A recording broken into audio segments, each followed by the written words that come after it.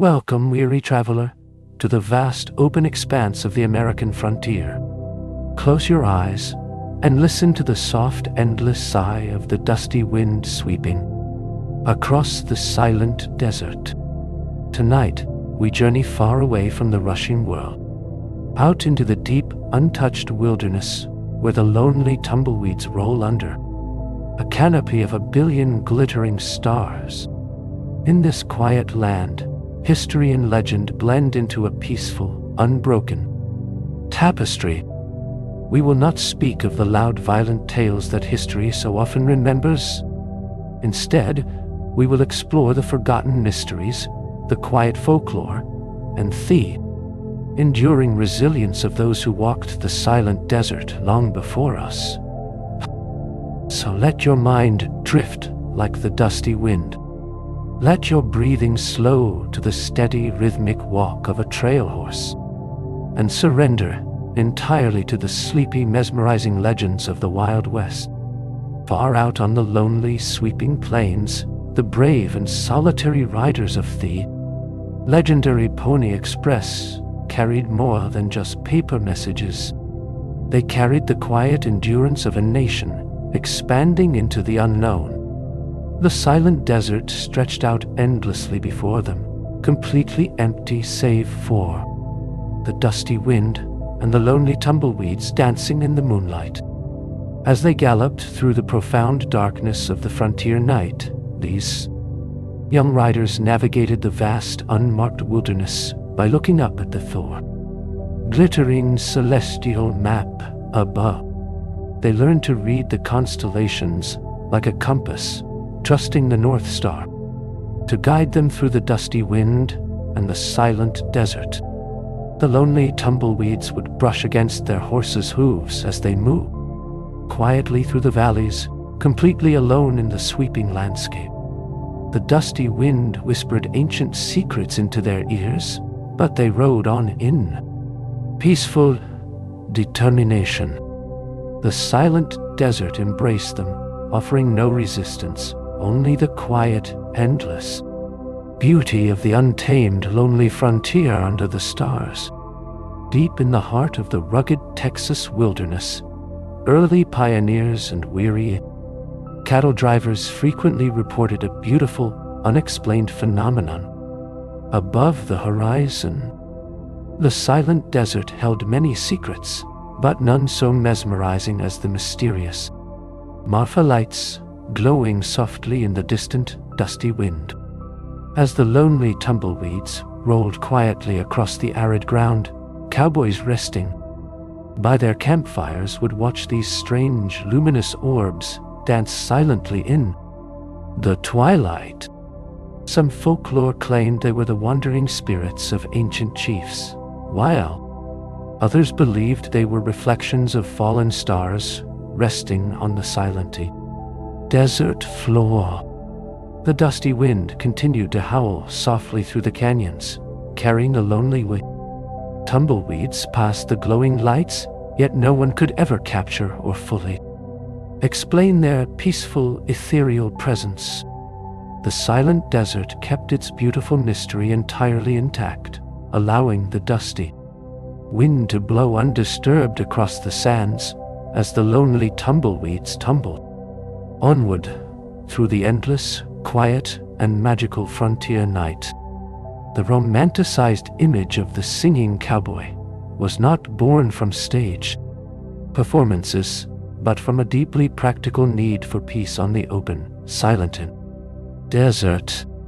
When night fell over the great cattle drives, the sudden crack of a twig or a sudden gust of the dusty wind could easily spook a sleeping herd into a dangerous stampede.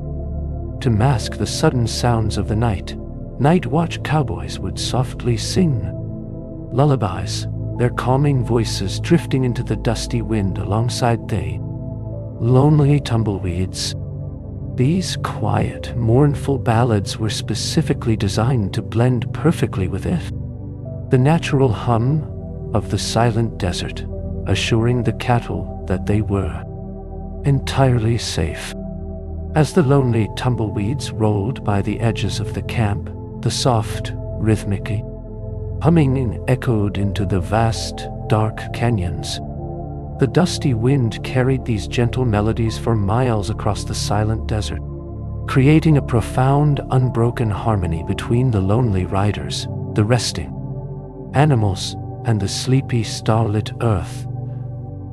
High in the arid hills of the eastern Sierra, the once bustling gold mining camp of Body now rests in a state of perfectly arrested decay, completely surrendered to the silent desert. The dusty wind sweeps continuously through the empty, weathered streets, rattling the antique glass of the quiet saloons as the lonely tumbleweeds drifted past the wooden porches. Inside the abandoned homes, the dinner tables are still set with plates. Schoolhouse chalkboards still bear the faint, chalky lessons of the 19th century. It is a deeply haunting, yet profoundly peaceful place, where time itself seems to have simply stopped, allowing the silent desert to gently reclaim the wooden structures. The lonely tumbleweeds nestle softly against the creaking wagons, while the dusty wind preserves the memory of the thousands who once chased their golden dreams. Now, there is only the quiet, majestic stillness of the silent desert, embracing the forgotten town in an endless, lonely, and beautifully tragic slumber. In one of the most forgotten and fascinating experiments of the frontier, the United States military once imported a herd of majestic camels to navigate the harsh, silent desert of the Southwest.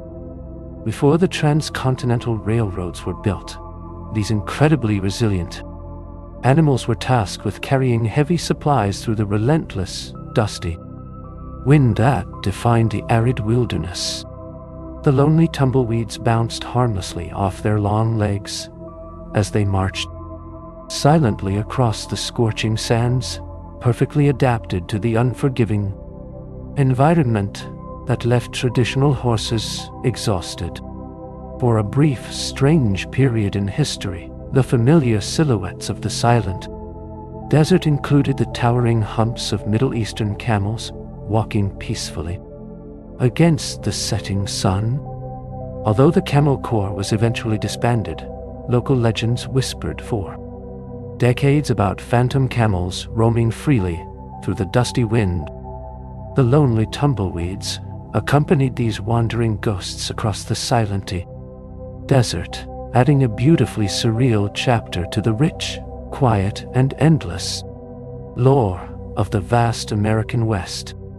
Rising dramatically from the silent desert floor, the Superstition Mountains hold the beautifully enduring legend of the Lost Dutchman's gold mine. Hidden away deep within a labyrinth of steep canyons and towering spires, mythical treasure has remained entirely undiscovered for over a century. The dusty wind continually scours the rocky faces of the peaks, whispering ancient geological secrets, while the lonely tumbleweeds gather in the deep, shaded crevices. Many peaceful prospectors have wandered into this quiet, sun-baked wilderness, following cryptic treasure maps etched into old leather, only to find nothing in but the immense, quiet majesty of the silent desert. The true treasure of the mountains is not the legendary gold, but the profound, unbroken solitude they offer. As the dusty wind softly erodes, the sandstone cliffs and the lonely tumbleweeds dance across the valley floor, the silent desert fiercely guards its golden mystery, remaining a timeless, peaceful sanctuary for those who seek the quiet thrill of unexplored, legendary lands. The true story of Western expansion was not written by politicians, but quietly recorded in the delicate, beautiful diaries of the pioneer women who crossed silent desert. Night after night, sitting by the flickering light of a small campfire, these resilient travelers dipped their pens into ink, documenting their peaceful endurance against the dusty wind. Their journals spoke not of grand conquests, but of the mesmerizing quiet beauty of the lonely tumbleweeds blowing across the vast empty plains. They wrote beautifully about the shifting colors of the sunset over the silent desert and the comforting rhythmic creak of their wooden wagons. The dusty wind carried their silent prayers across the endless horizons, while the lonely tumbleweeds marked the passage of the long, weary miles. Through their incredibly detailed and poetic words, the silent desert becomes our living, breathing companion, a quiet testament to the enduring, beautiful spirit of the families who walked gracefully into the great, unknown, and dusty expanse. Long before the first wooden wagon wheels rolled across the frontier, though ancient peoples of the Southwest left their own quiet, permanent legends carved directly into the sun-darkened rocks of the silent desert. These magnificent petroglyphs, carefully chipped into the canyon walls, mesmerizing stories of rainmakers, sacred animals, and the movement of the cult stars. The dusty wind has blown relentlessly over these stone canvases for thousands of years, yet the beautiful spiraling patterns remain perfectly preserved. As the lonely tumbleweeds rustle softly against the base of the cliffs, you can almost feel the deep spiritual connection these ancient artists had with the silent desert. The dusty wind seems to carry the echoes of their ancient peaceful songs, completely untouched by the rushing progress of the modern world. The lonely tumbleweeds continue their endless journey past these quiet monuments, honoring the sacred, enduring history of the silent desert. Stands perfectly still amidst the swirling, dusty wind of passing centuries.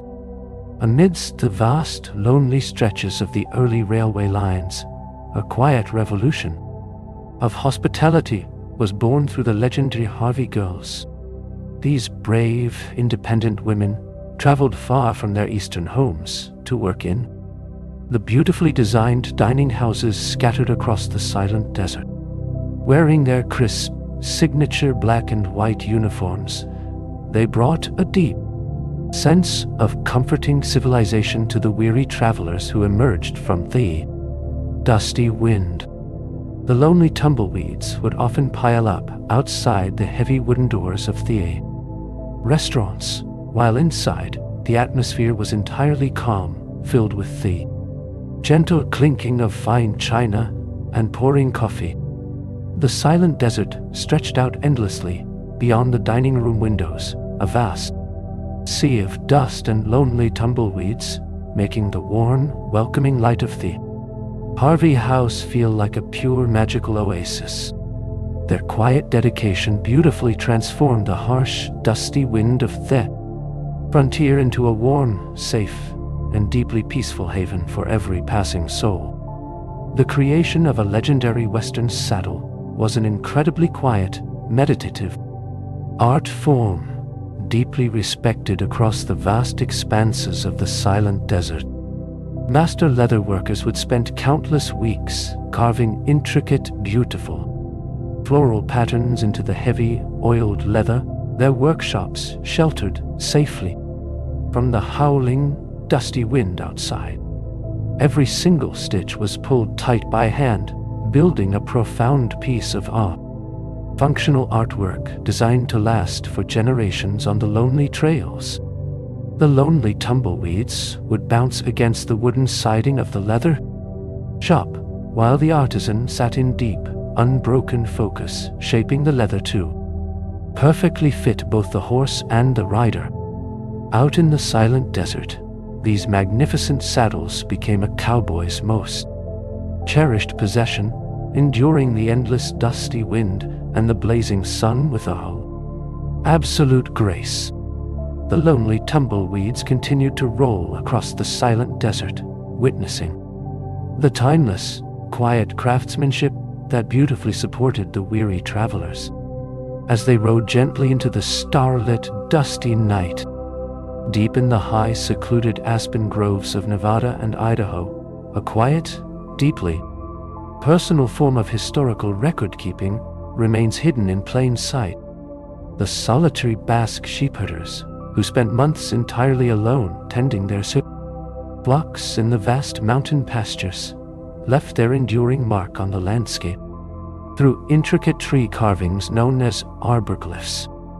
Using small pocket knives, these lonely, resilient men would delicately etch poems, beautiful portraits, and deeply philosophical thoughts into the soft, white bark of the living trees.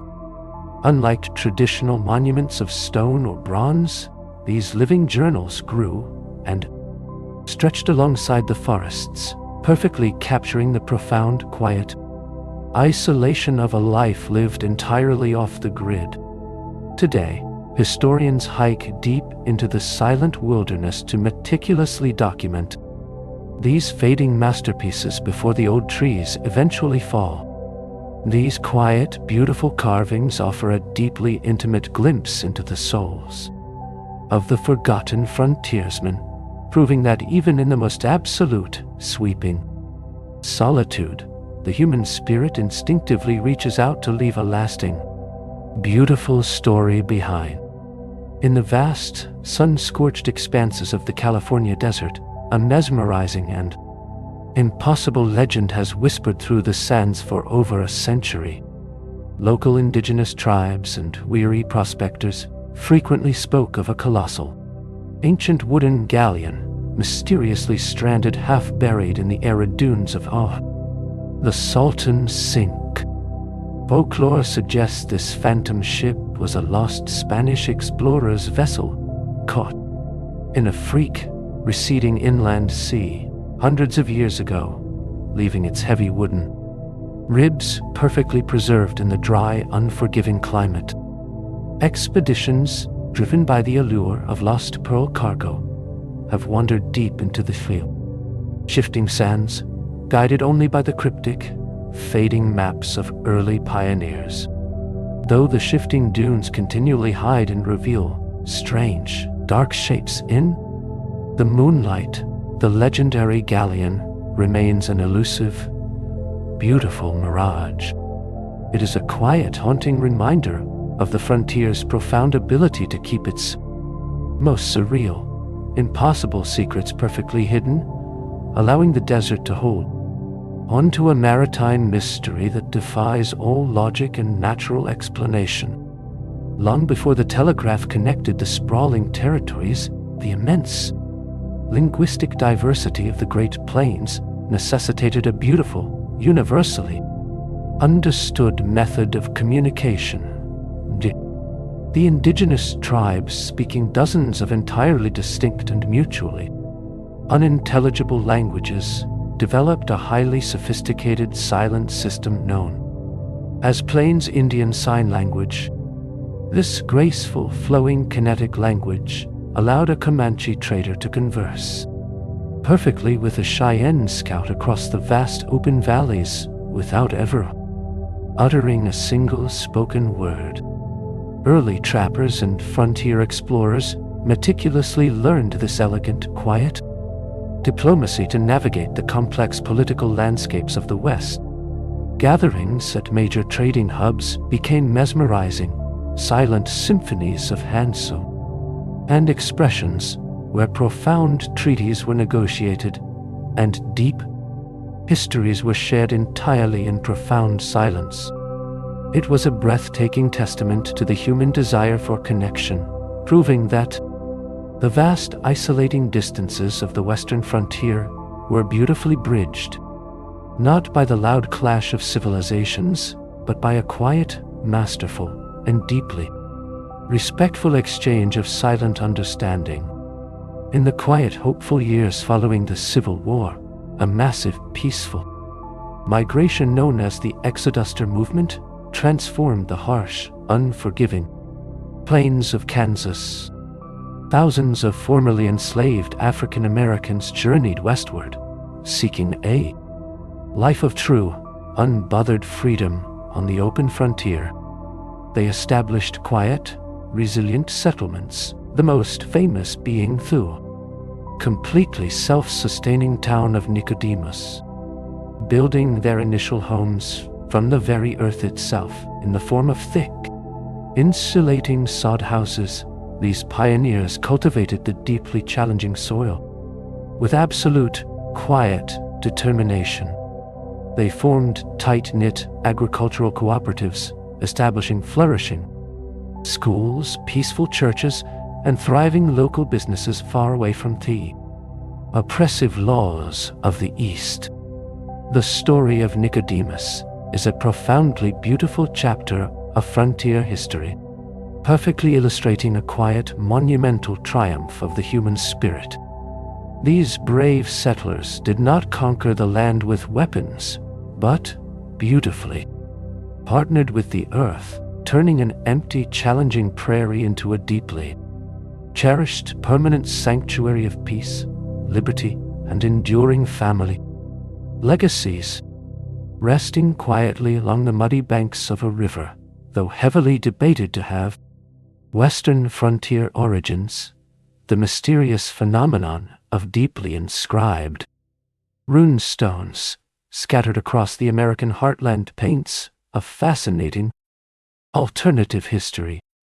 The most captivating of these quiet artifacts is the Heavener runestone, massive slab of sandstone nestled deeply in a peaceful forested ravine in Oklahoma. Carved with 8 distinct ancient Scandinavian runes, this heavy stone suggests a mind-bending historical secret that Viking explorers may have quietly navigated the vast inland river systems of North America centuries before the Great Western Expansion. While traditional historians debate its absolute authenticity, local Choctaw elders have long respected the peculiar, ancient monument as a permanent, quiet fixture of the landscape. The stone sits in absolute undisturbed silence, softly blanketed by fallen oak leaves and vibrant green moss. It remains a beautiful, enduring frontier enigma, quietly challenging our understanding of who truly walked the deep, untamed valleys of the West first, leaving a deeply mysterious, carved legacy behind. Before the invention of modern refrigeration, a deeply fascinating logistical miracle regularly occurred across the scorching, arid expanses of the western frontier. The booming mining towns and isolated outposts possessed a desperate, unwavering demand for a luxury that seemed entirely impossible in the desert. Pure, solid ice. Enterprising pioneers harvested massive crystalline blocks of ice from the deep, freezing lakes of the high Sierra Nevada mountains during the absolute dead of winter. These heavy, glittering blocks were carefully packed in thick, insulating layers of rough sawdust and heavy burlap, then loaded onto slow, methodical, mule-drawn freight wagons. The ice traveled quietly down the steep, treacherous mountain passes, surviving the grueling, sun-baked journey to the valleys below with remarkable scientific efficiency. When the wagons finally arrived in the hot, dusty settlements, the preserved ice was treated like precious, perishable diamonds. This quiet, incredibly laborious process beautifully demonstrates the unyielding ingenuity of the pioneers, bringing the frozen, silent serenity of the winter mountains directly to the scorching heart of the desert. The deeply elegant and comforting atmosphere of the legendary Western Railway stops was not an accident, but the quiet, masterful vision of a pioneering female architect named Mary Coulter. She was tasked with designing the famous Harvey houses and the awe-inspiring lodges perched right on the breathtaking rim of the Grand Canyon. Coulter boldly rejected the heavy, restrictive Victorian styles of the East, choosing instead to beautifully seamlessly blend her structures into the vast, sweeping natural environment. She meticulously studied the ancient, peaceful ruins of the indigenous Pueblo people, incorporating thick, earthy adobe walls, exposed wooden beams, and naturally cooling stone floors into her grand, quiet designs. Her buildings felt like they had organically grown directly out of the ancient red earth, offering weary travelers a profound, deeply grounding sense of awe. Peace. By quietly championing this majestic, deeply localized aesthetic, Mary Coulter single-handedly defined the architectural soul of the American Southwest, leaving behind a legacy of beautifully harmonious sanctuaries that still stand peacefully against the expansive, timeless horizon. The iconic rolling tumbleweed, universally recognized as the absolute symbol of Adia, the lonely, isolated American West, hides a deeply fascinating and completely unexpected botanical secret. It is not actually native to the frontier at all, but rather an accidental, quiet immigrant from the sprawling steppes of the Ural Mountains. Known scientifically as Russian thistle, the tiny, unassuming seed secretly arrived in the United States in the late 19th century, hidden deep within shipments of flaxseed purchased by hopeful South Dakota farmers. When the plants matured and eventually dried out in the harsh autumn air, gracefully detached from their roots, embarking on an endless, wind-blown migration. In just a few short, quiet decades, the resilient tumbleweeds beautifully hitched rides on the railway lines and rolled across the vast, unfenced prairies, completely embedding themselves into the deeply romanticized folklore of the frontier. It is a mesmerizing, quiet botanical invasion, perfectly illustrating how the vast, untamed landscape absorbed and beautifully mythologized everything that touched its deep, rolling plains. The majestic, wild mustangs that roam freely across the deep, secluded canyons of the Great Basin are not merely animals, but beautiful, living historical artifacts of the very first European explorers. These resilient, incredibly intelligent horses are the direct, unbroken descendants of the prized Iberian steeds brought over by Spanish conquistadors.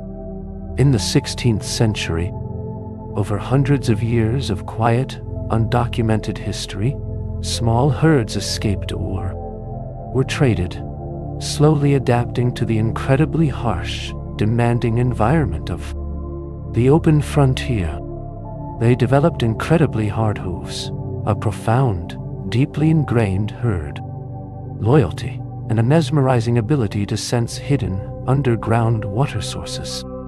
Miles away, the Native American tribes beautifully integrated these magnificent creatures into their deep, spiritual cultures, forever changing the quiet rhythm of life on the plains. Today, when you see a wild Mustang standing completely still on a high, rocky ridge, you are looking directly at a profound breathing legacy of the old world, beautifully preserved by the vast, unyielding freedom of the American West.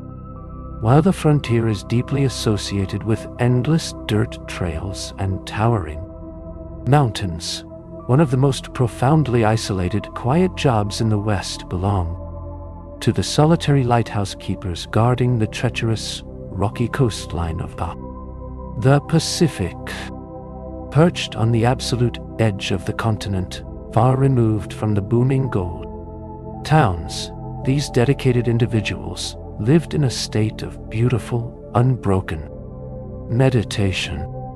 Their survival depended entirely on the meticulous daily maintenance of the Massive, mesmerizing Fresnel lenses which refracted a single tiny flame into a brilliant, life-saving beam of light. During the heavy, suffocating fogs that rolled off the deep ocean, the keepers would manually crank the massive clockwork gears of the foghorn, sending a deep, mournful, and protective tone echoing out into the absolute void. It was a life of incredibly profound solitude and deep, quiet purpose, entirely removed from the chaotic rush of Western expansion, ensuring that the heavy, wooden ships carrying the future of the frontier arrived safely through dark, unknown waters. High in the icy elevations of Colorado's Marshall Pass, a chilling but peaceful legend surrounds a spectral train that supposedly wanders the abandoned, narrow-gauge rails. During the frantic era of Western railway expansion, engineers pushed steam locomotives to their absolute limits through the treacherous, snow-choked mountains.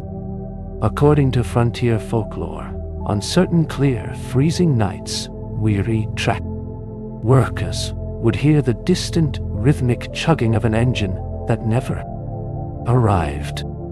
They reported seeing a glowing, silent steam locomotive gracefully gliding, completely unhindered over tracks buried deep beneath the winter drifts. This phantom train never brought destruction, but instead served as a quiet, ethereal monument to the thousands of unnamed laborers who conquered the impossible elevations. It is a mesmerizing, deeply atmospheric ghost story, suggesting that the tremendous, enduring energy of the early railroad era left a permanent, spectral imprint on the highest, most isolated peaks of the Rocky Mountains, wandering the high passes in absolute frozen silence. As the traditional era of the Wild West slowly transitioned into the early 20th century, a brilliant, completely silent language emerged along the sprawling railway lines. Traveling workers and displaced pioneers developed a deeply secretive hieroglyphic code known as the hobo alphabet. Using nothing but a piece of chalk or a sharpened carving knife, these solitary night wanderers would etch small cryptic symbols into wooden fence posts, railway ties, and rural water barrels. A simple drawing of a cat meant a kind woman lived nearby, while a set of parallel lines warned of an aggressive dog. This quiet, hidden network of communication turned the vast, unforgiving landscape into a massive, interconnected map of survival and mutual aid. It was a beautifully resilient form of unspoken brotherhood, allowing thousands of anonymous, weary travelers to safely navigate the immense distances of the frontier, guided entirely by the quiet, fading scratches left by those who had walked the lonely rails just before them. When weary cowboys and early prospectors first rode into the deep, winding canyons of the Four Corners region, they stumbled upon an awe-inspiring, entirely silent secret. Nestled perfectly within the towering, sheer cliffs of sandstone were the breathtaking, ancient ruins of the ancestral Puebloans. Entire multi-story cities constructed from meticulously carved stone and heavy wooden beams sat perfectly preserved under the natural, overhanging alcoves. The frontier explorers were deeply mesmerized by these silent ghost towns, had been peacefully abandoned centuries before the first European ever set foot in the Americas. Inside the cool, shadowed kivas, the original finger marks of the ancient masons were still perfectly pressed into the dried mud plaster. The discovery of these magnificent, suspended cities completely shattered the pioneer illusion that they were the first to conquer the wilderness. Instead, they found a profound, deeply humbling reminder that highly advanced, peaceful civilizations had already mastered the harsh, isolated canyons, leaving their beautiful, enduring legacy carved directly into the ancient cliffs. For 2 decades, the incredibly vital mail route connecting the isolated silver mining camps of Nevada to the rest of California was maintained entirely by one extraordinary, solitary man,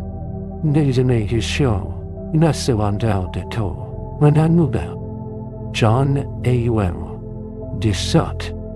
Thompson, affectionately known as Snowshoe Thompson, braved the deep, impassable winter drifts of the high Sierra using massive 10-foot-long wooden skis he carved himself. While heavy wagons and horses were completely stranded by the crushing snowpack, Thompson would quietly load a heavy canvas pack with up to 100 pounds of veal, letters, crucial medicines, and frontier newspapers.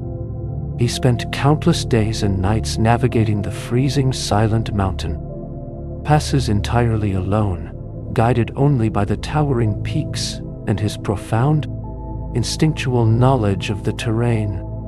He carried no blankets, surviving the freezing nights by keeping a continuous, methodical pace under the brilliant winter stars. His quiet, superhuman endurance provided an essential, life-saving tether for the snowbound pioneers, making him one of the most uniquely resilient and peacefully heroic figures in all of Western history. Beneath the bustling wooden sidewalks of the frontier town of Pendleton, Oregon, a deeply fascinating and entirely hidden subterranean world operated in absolute secrecy.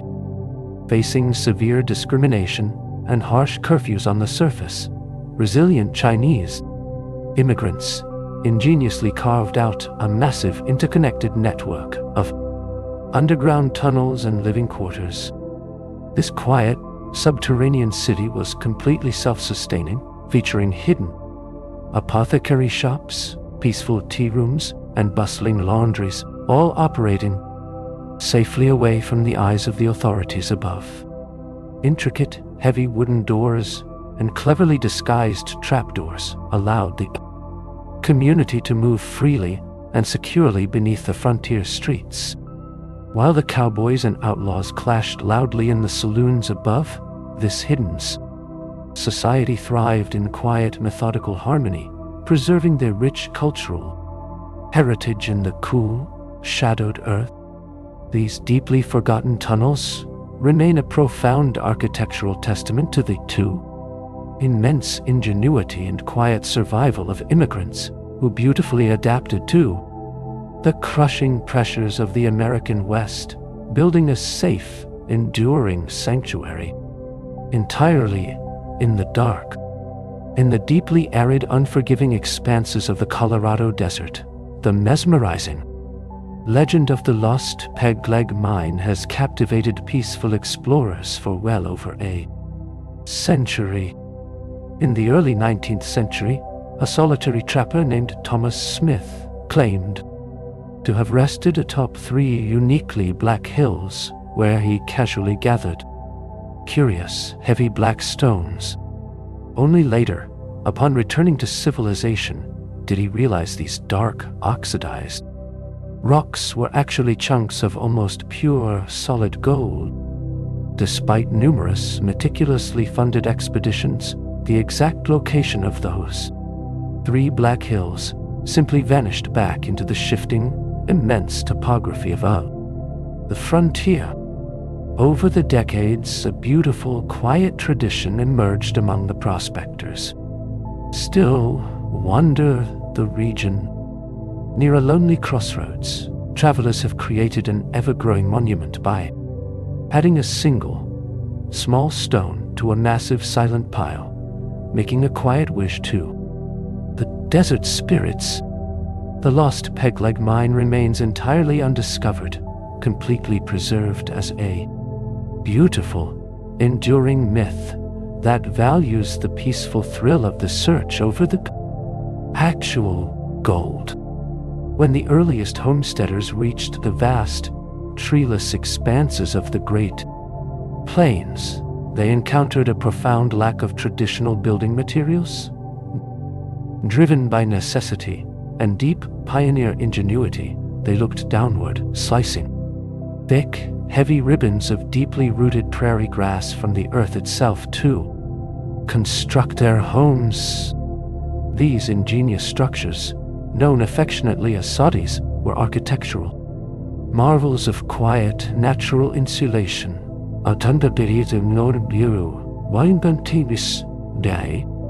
The walls, completely built from dense, earthen bricks, measured over 2 feet thick, creating an environment that was deeply silent, perfectly blocking out the howling prairie blizzards and the scorching summer heat.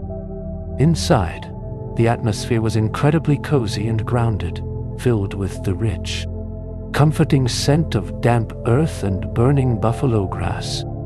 In the spring, the living roofs of these frontier homes would beautifully erupt into blooms of native wildflowers, blending the house perfectly back into the rolling landscape. These quiet, earthen sanctuaries stand as a beautiful testament to the pioneers, who quite literally wrapped themselves in the resilient, protective embrace of the wild prairie. High above the sprawling, untamed timberlands of the Pacific Northwest, the very first forestry fire lookouts lived a life of extraordinary, breathtaking isolation. Perched on the absolute highest, most inaccessible peaks, these dedicated watchers inhabited tiny glass-walled cabins measuring barely 14 feet across. Their entire existence revolved around a quiet, sweeping vigilance, continuously scanning the vast emerald oceans of ancient pine trees for the slightest, wispy plume of gray smoke. At night, at the finder, they would meticulously triangulate distant lightning strikes with absolute mathematical precision. Weeks would pass without a single human voice, their only companions the drifting clouds and the soaring eagles, navigating the updrafts. It was a deeply meditative, profound occupation, requiring a mind entirely at peace with the crushing scale of the wilderness. These solitary guardians embraced the profound silence, dedicating their quiet, lonely lives to preserving the majestic, ancient forests that defined the rugged, soaring edge of the wild western frontier. Perched at a staggering altitude in the Bighorn Mountains of Wyoming, an incredibly mysterious, ancient stone monument rests in perfect, undisturbed silence. Known as the Medicine Wheel, this massive 80-foot circular alignment of heavy limestone rocks was carefully laid out by indigenous astronomers centuries before Western expansion, featuring precisely 28 spokes radiating from a central cairn. The stones beautifully map the rising of prominent stars and perfectly track the summer solstice. Early frontier trappers who stumbled upon this quiet, sacred site were deeply moved by its profound geometric perfection amidst the harsh, chaotic mountain landscape. It is a deeply spiritual place of reverence, completely untouched by modern-day civilization, where the ancient sky watchers studied the slow, mesmerizing rotation of the cosmos. No rotation of the cosmos. Today, the massive stone wheel remains exactly as it was, a quiet, enduring testament to the highly advanced, celestial knowledge of the native peoples, forever linking the deep frozen earth of the frontier to the vast glittering blanket of the eternal night sky. The creation of an authentic Navajo rug was an incredibly slow, deeply spiritual process that perfectly captured the quiet, rhythmic soul of the Southwest. Long before the heavy wooden looms were even strung, the artisan engaged in a methodical, peaceful relationship with the land. They carefully sheared their flocks by hand, meticulously washing the raw wool in the suds of the native yucca root. The vibrant, earthy dyes were quietly coaxed from boiling rabbit brush, wild walnuts, and deep red cochineal insects, binding the very colors of the canyon directly into the fibers. Sitting before the heavy vertical loom, the weaver would spend months entirely in silent focus, pulling every single weft thread tight using a beautifully carved wooden baton. They never used drawn patterns, trusting entirely their deep instinctual memory to create breathtaking, complex geometric masterpieces. Each finished rug was a quiet, profound story of endurance and harmony, beautifully weaving the raw, rugged elements of the frontier into a lasting, protective, and deeply magnificent piece of historical art, etched deeply into the sun-baked, barren floors of the Colorado Desert. An enormous and entirely silent mystery has baffled historians and aviators for nearly a century. The Blythe intaglios are a mesmerizing collection of gigantic, ancient geoglyphs meticulously carved into the dark desert pavement by indigenous peoples hundreds of years ago. These massive, sprawling figures, depicting towering humans, sacred animals, geometric spirals, stretch up to 170 feet across the desolate landscape. Because of their staggering, impossible scale, the beautiful shapes are completely invisible from the ground, only revealing their profound, perfect forms when viewed from high in the quiet desert sky. Early frontier explorers wandered right over them, completely unaware they were walking upon colossal, sacred art. It remains a deeply haunting, beautiful enigma as to why the ancient tribes constructed such monumental masterpieces meant only for the eyes of the heavens. Today, these quiet, giant sentinels remain perfectly undisturbed, peacefully watching the slow, endless turning of the constellations from their ancient, stony beds, spanning the vast, profoundly empty expanses of the Western Territories. A delicate, humming lifeline of copper wire quietly revolutionized frontier existence. The solitary telegraph operators manned tiny, isolated wooden relay stations, perched entirely alone on the edge of the boundless, sweeping prairies. Day and night, they sat in absolute, meditative focus, translating the endless, rhythmic tapping of the Morse key into crucial messages of supply shipments, approaching weather, and personal pioneer triumphs. These lonely outposts became deep, comforting islands of connection in a sea of awe. Overwhelming geographic isolation. An operator in the remote Nevada mountains could converse instantly with another in the bustling heart of Chicago, completely bypassing the massive, impassable Rocky Mountains with a simple series of electrical clicks. To pass the long, silent hours of the night, operators would often play distant, slow-paced games of chess over the wire, building a profound, invisible brotherhood of quiet guardians who kept the heavy, silent frontier beautifully connected entirely through the dark. Deep beneath the towering, jagged peaks of the Guadalupe Mountains, early cowboys seeking stray cattle stumbled upon a breathtaking, entirely hidden subterranean universe. Lowering themselves down on fragile, hand-woven ropes into the absolute, crushing darkness, these peaceful explorers discovered the mesmerizing expanse of the Carlsbad Caverns,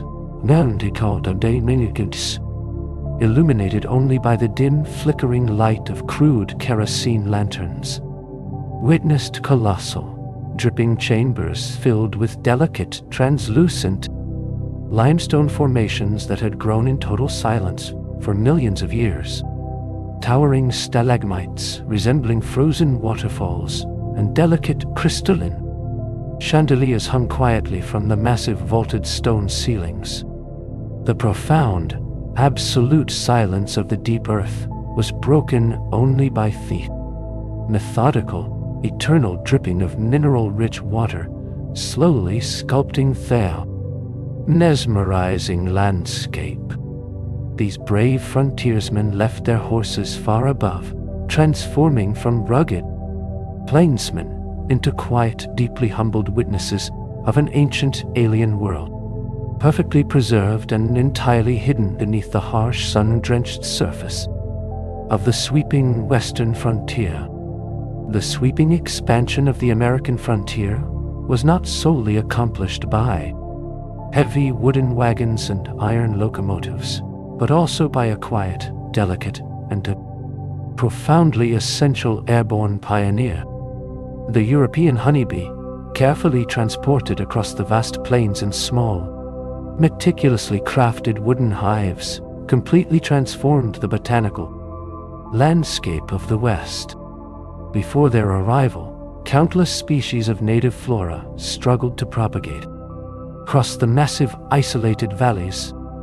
As the pioneer families settled into the valleys, these tiny buzzing explorers immediately set to work, methodically pollinating the wild, untouched meadows and the newly planted frontier orchards. The indigenous tribes affectionately called them the white man's flies, recognizing their arrival as a profound, beautiful shift in the natural balance. These quiet, incredibly industrious insects thrived in the harsh, unpredictable environments, building massive, golden cones of sweet wild honey hidden deep inside hollowed cottonwood trees. Their gentle, endless humming became a beautiful, comforting soundtrack of early settlement, ensuring the rugged, untamed wilderness slowly blossomed into a flourishing, deeply fertile home, long before the massive concrete dams tamed the raging deep waters of the West. A beautiful, mesmerizing fleet of shallow draft steamboats quietly navigated the treacherous, winding canyons of the Colorado River. These incredibly resilient, flat-bottomed wooden vessels functioned as moving, floating sanctuaries for the most remote, completely inaccessible mining camps. Expert riverboat captains had to read the water with profound, instinctual precision, avoiding hidden, jagged sandbars and massive sunken trees while steering entirely by the soft light of the moon. When the water levels dropped dramatically during the intense heat of late summer, the crews would use heavy wooden poles to manually walk the massive boats over the shallows, a deeply methodical, grueling process. Today, as the desert reclaims the old river ports, the rusted, silent boilers and massive, rotting wooden paddle wheels still rest half buried in the sandy banks. They serve as quiet, haunting monuments to a brief, profoundly romantic era when steam-powered leviathans beautifully danced through the deepest, most inaccessible red rock canyons of the American frontier. The breathtaking, otherworldly landscapes of the Yellowstone caldera were initially dismissed by Eastern society as the wild, fabricated hallucinations of delirious, exhausted trappers. To prove the existence of these mesmerizing, geothermal wonders, early frontier expeditions brought along a dedicated, incredibly patient painter named Thomas Moran. Sitting quietly on the edge of the plunging, deeply shadowed canyons, Moran meticulously mixed vibrant, earthy watercolors to capture the towering, rainbow-colored hot springs and the massive erupting geysers. He worked in profound, undisturbed isolation, deeply humbled by the scale of their hissing steam vents and the vibrant, sulfurous pools. When his beautiful, sprawling canvases finally reached the crowded halls of Washington, the politicians were utterly captivated by the profound, quiet majesty of the untamed wilderness. His delicate, silent brushstrokes were so undeniably powerful that they directly inspired the creation of the world's very first national park. Moran's quiet, masterful artwork ensured that millions of acres of pristine, boiling earth would be beautifully protected, completely untouched by the heavy, destructive march of industrial expansion. High in the freezing, absolute isolation of the Sierra Nevada, thousands of resilient Chinese immigrants accomplished a profound, quiet miracle of engineering that connected the spanning continent. Faced with an impenetrable, towering wall of solid granite, these dedicated laborers worked around the clock, entirely by the flickering dim light of handheld lanterns. Using nothing but small hand-forged steel chisels, heavy sledgehammers, highly volatile black powder, they meticulously chipped away at the massive mountain, advancing only mere inches each exhausting day. During the brutal, blinding winter blizzards, they lived entirely in a deeply fascinating network of snow tunnels, carving completely submerged cities beneath the heavy drifts to safely walk between their camps and the rock face. Their immense, quiet endurance in the face of impossible, freezing conditions was staggering. Today, the perfectly smooth, hand-carved walls of the summit tunnel remain exactly as they left them, a deeply powerful, enduring testament to the quiet, unyielding strength of the men who literally moved mountains to beautifully bind the sprawling American frontier. Deep in the booming, chaotic mining camps of the California hills, a quiet, purely practical revolution in frontier clothing was beautifully masterminded by a humble tailor named Jacob Davis. The rugged prospectors, spending endless, grueling hours kneeling on the sharp, unforgiving gravel of the riverbeds, were constantly tearing the pockets of their heavy canvas trousers. Davis ingeniously realized that the weak points of the fabric could be permanently reinforced using tiny, durable copper rivets purchased from a local saddlery. Partnering with a merchant named Levi Strauss, they began methodically crafting these revolutionary garments from a thick, mesmerizingly blue fabric called denim, dyed deeply with the rich, vibrant hues of the indigo plant. In his quiet, dimly lit workshop, Davis carefully hammered each copper rivet into place by hand, creating an indestructible piece of functional, wearable architecture. These deeply resilient blue jeans perfectly mirrored the profound toughness of the Western pioneers, quietly evolving from a simple utilitarian mining tool into an enduring, beautiful, and absolute symbol of the American frontier. As the traditional nomadic buffalo culture of the Great Plains slowly transformed, the resilient indigenous women beautifully adapted their ancient artistry into a deeply profound new medium. They began meticulously crafting the magnificent morning star quilts, replacing traditional, painted animal hides with vibrant, deeply colorful pieces of traded cotton. The massive, 8-pointed star stretching across the fabric was not merely decorative, but a deeply sacred, quiet symbol of hope, new beginnings, and profound spiritual endurance. Dozens of women would gather in perfectly quiet, meditative circles, their hands moving with brilliant, unyielding precision as they stitched thousands of tiny, geometric diamonds together. Every single stitch was a quiet prayer, beautifully weaving their deep, ancestral memories directly into the heavy, comforting layers of the cloth. These deeply cherished quilts were wrapped softly around the shoulders of young warriors and grieving families alike, providing a profound physical warmth that beautifully protected the quiet, unshakable spirit of the native peoples. Through the most heartbreaking and difficult transitions of the vast, changing frontier, the very first visual records of the sprawling, majestic western frontier were captured by deeply patient, solitary photographers carrying incredibly fragile, heavy glass plates into the unforgiving wilderness. Operating a mobile, wet plate darkroom from the back of a specially modified wooden wagon, these artists worked in a state of absolute quiet precision. Before the delicate chemical emulsions could dry in the arid, scorching heat, the photographer had to quickly coat the heavy glass, slide it perfectly into the massive wooden camera, and expose it to the blinding radiant desert light.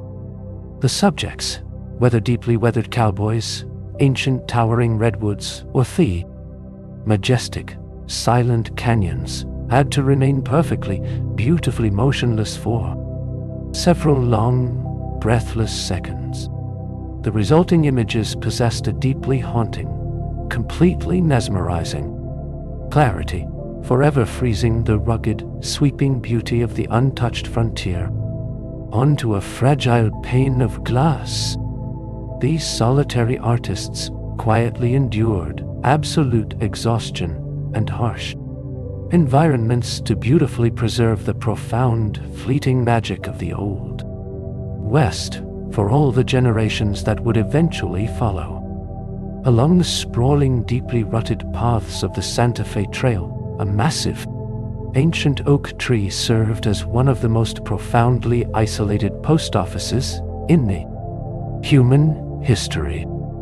Known quietly as the Post Office Oak, this towering sentinel stood at the edge of the vast open plains, offering a deeply comforting sanctuary for weary, exhausted travelers.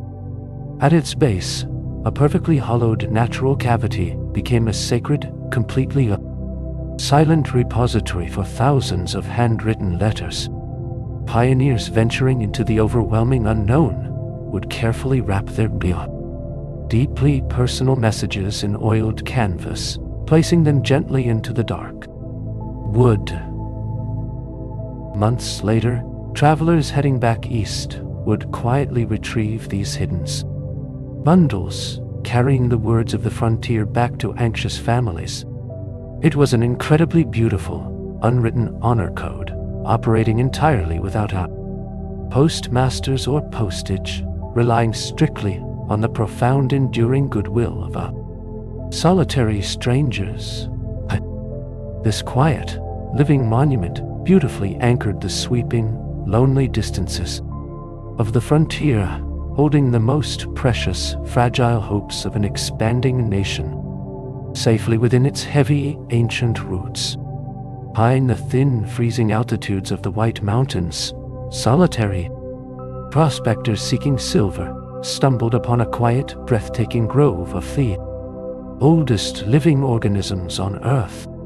The Great Basin bristlecone pines stand in absolute, undisturbed silence, their deeply weathered, twisting trunks polished to a gleaming finish by thousands of whole years of blowing ice. These weary frontiersmen rested in the deep shadows of trees that had already been growing peacefully when the Great Pyramids were still being constructed.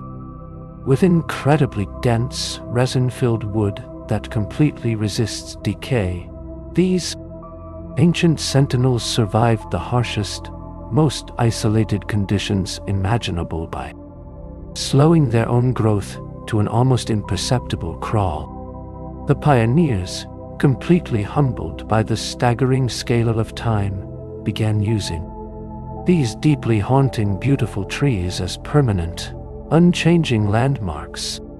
Their gnarled branches reaching upward into the brilliant starlit canopy offered a profound meditative reminder that long after the loud, frantic gold rushes faded away, the quiet, unyielding endurance of the ancient earth would remain perfectly intact. At the absolute, sprawling edges of the massive Western cattle empires, profoundly lonely existence belonged to the solitary line camp riders. These highly trusted, resilient cowboys were stationed completely alone in tiny, isolated sod cabins for months on end, tasked with keeping the immense herds from wandering in deep, deadly canyons. Their entire world shrank to the quiet, rhythmic breathing of their horse, soft glow of a solitary kerosene lantern, and a profound, unbroken silence. To preserve their sanity in the crushing, endless isolation, these men would meticulously read and reread outdated supply catalogs, deeply studying every single drawn illustration of a world they had left far behind. They quietly crafted intricate, beautiful horsehair bridles in the dark, hands moving with methodical, hypnotic precision. It was a life of extreme, meditative solitude, requiring a deeply grounded mind, perfectly at peace with the vast, humbling emptiness of the frontier, standing on as a quiet, unseen guardian on the absolute edge of the known world. Scattered deep beneath the shifting, arid sands of the arduous Oregon Trail lies a deeply melancholic, beautiful secret. When hopeful pioneers embarked on the massive journey westward, many families stubbornly loaded heavy, exquisitely carved grand pianos into their fragile wooden wagons, desperate to bring the comforting sounds of civilization into the wilderness. However, as the oxen grew dangerously exhausted crossing the towering, unforgiving mountain passes, these deeply cherished instruments had to be painfully abandoned. To protect their beautiful family heirlooms from scavengers, tearful pioneers would meticulously wrap the mahogany pianos in heavy canvas and quietly bury them deep within the soft, silent dunes. They marked the secret locations with cryptic maps, fully intending to return one day. Yet, the vast, sweeping frontier simply swallowed them whole, leaving hundreds of magnificent, stringed masterpieces resting permanently in the dark earth. Today, the desert holds a completely silent, hidden symphony, a profound and tragic monument to the beautiful, impossible dreams the earliest settlers carried into the great unknown. Amidst the chaotic, booming rush of the western mining settlements, a quiet, incredibly delicate sanctuary existed behind the dusty glass windows of the frontier horologists. These master watchmakers operated in a state of profound, absolute stillness, deeply insulated from the harsh, chaotic world outside. Using specialized, tiny magnifying loupes and incredibly fine brass tweezers, they meticulously assembled the microscopic, pulsing hearts of pocket watches. The arrival of the sprawling transcontinental railroads demanded absolute, perfect synchronization to prevent catastrophic collisions on the single, lonely tracks. Therefore, these quiet artisans became the deeply trusted, unspoken guardians of the entire railway system. They sat for hours in perfect, meditative concentration, carefully oiling incredibly tiny ruby bearings and balancing delicate hairspring coils. The soft rhythmic ticking filling their dimly lit workshops was a comforting, mechanical heartbeat, beautifully proving that even in the wildest, most untamed corners of the vast frontier, there existed a profound, quiet dedication to Absolute precision, perfect order, and the slow, beautiful mastery of time itself. Long before the first massive oil derricks pierced the western skyline, a different kind of quiet, solitary prospector wandered the beautifully layered, desolate Badlands. These pioneering paleontologists, known affectionately as the Bone Hunters, walked for countless miles across the scorching, silent earth, their eyes constantly scanning the eroded, multicolored cliffs. Armed only with small, delicate brushes and simple geologist hammers, they would meticulously unearth the staggering fossilized remains of ancient dinosaurs. When they finally brushed away the last layer of ancient dust to reveal a colossal, perfectly preserved skull, it completely shattered the pioneer understanding of the continent's history. These men worked in absolute, deeply reverent silence, carefully wrapping the fragile, ancient bones in wet burlap and thick plaster to survive the long wagon journey east. Their quiet, incredibly patient excavations beautifully revealed a mesmerizing, prehistoric world, proving that the vast empty frontier had once been home to massive, majestic giants wandering the exact same sweeping valleys millions of years before the first human ever arrived. The slow, enduring transformation of the barren western territories was quietly fueled by pioneers who carried a deeply hopeful, fragile treasure hidden within their heavy canvas packs. They transported thousands of dormant, unrooted apple tree scions, meticulously wrapping the delicate, living wood in thick layers of damp moss and protective beeswax.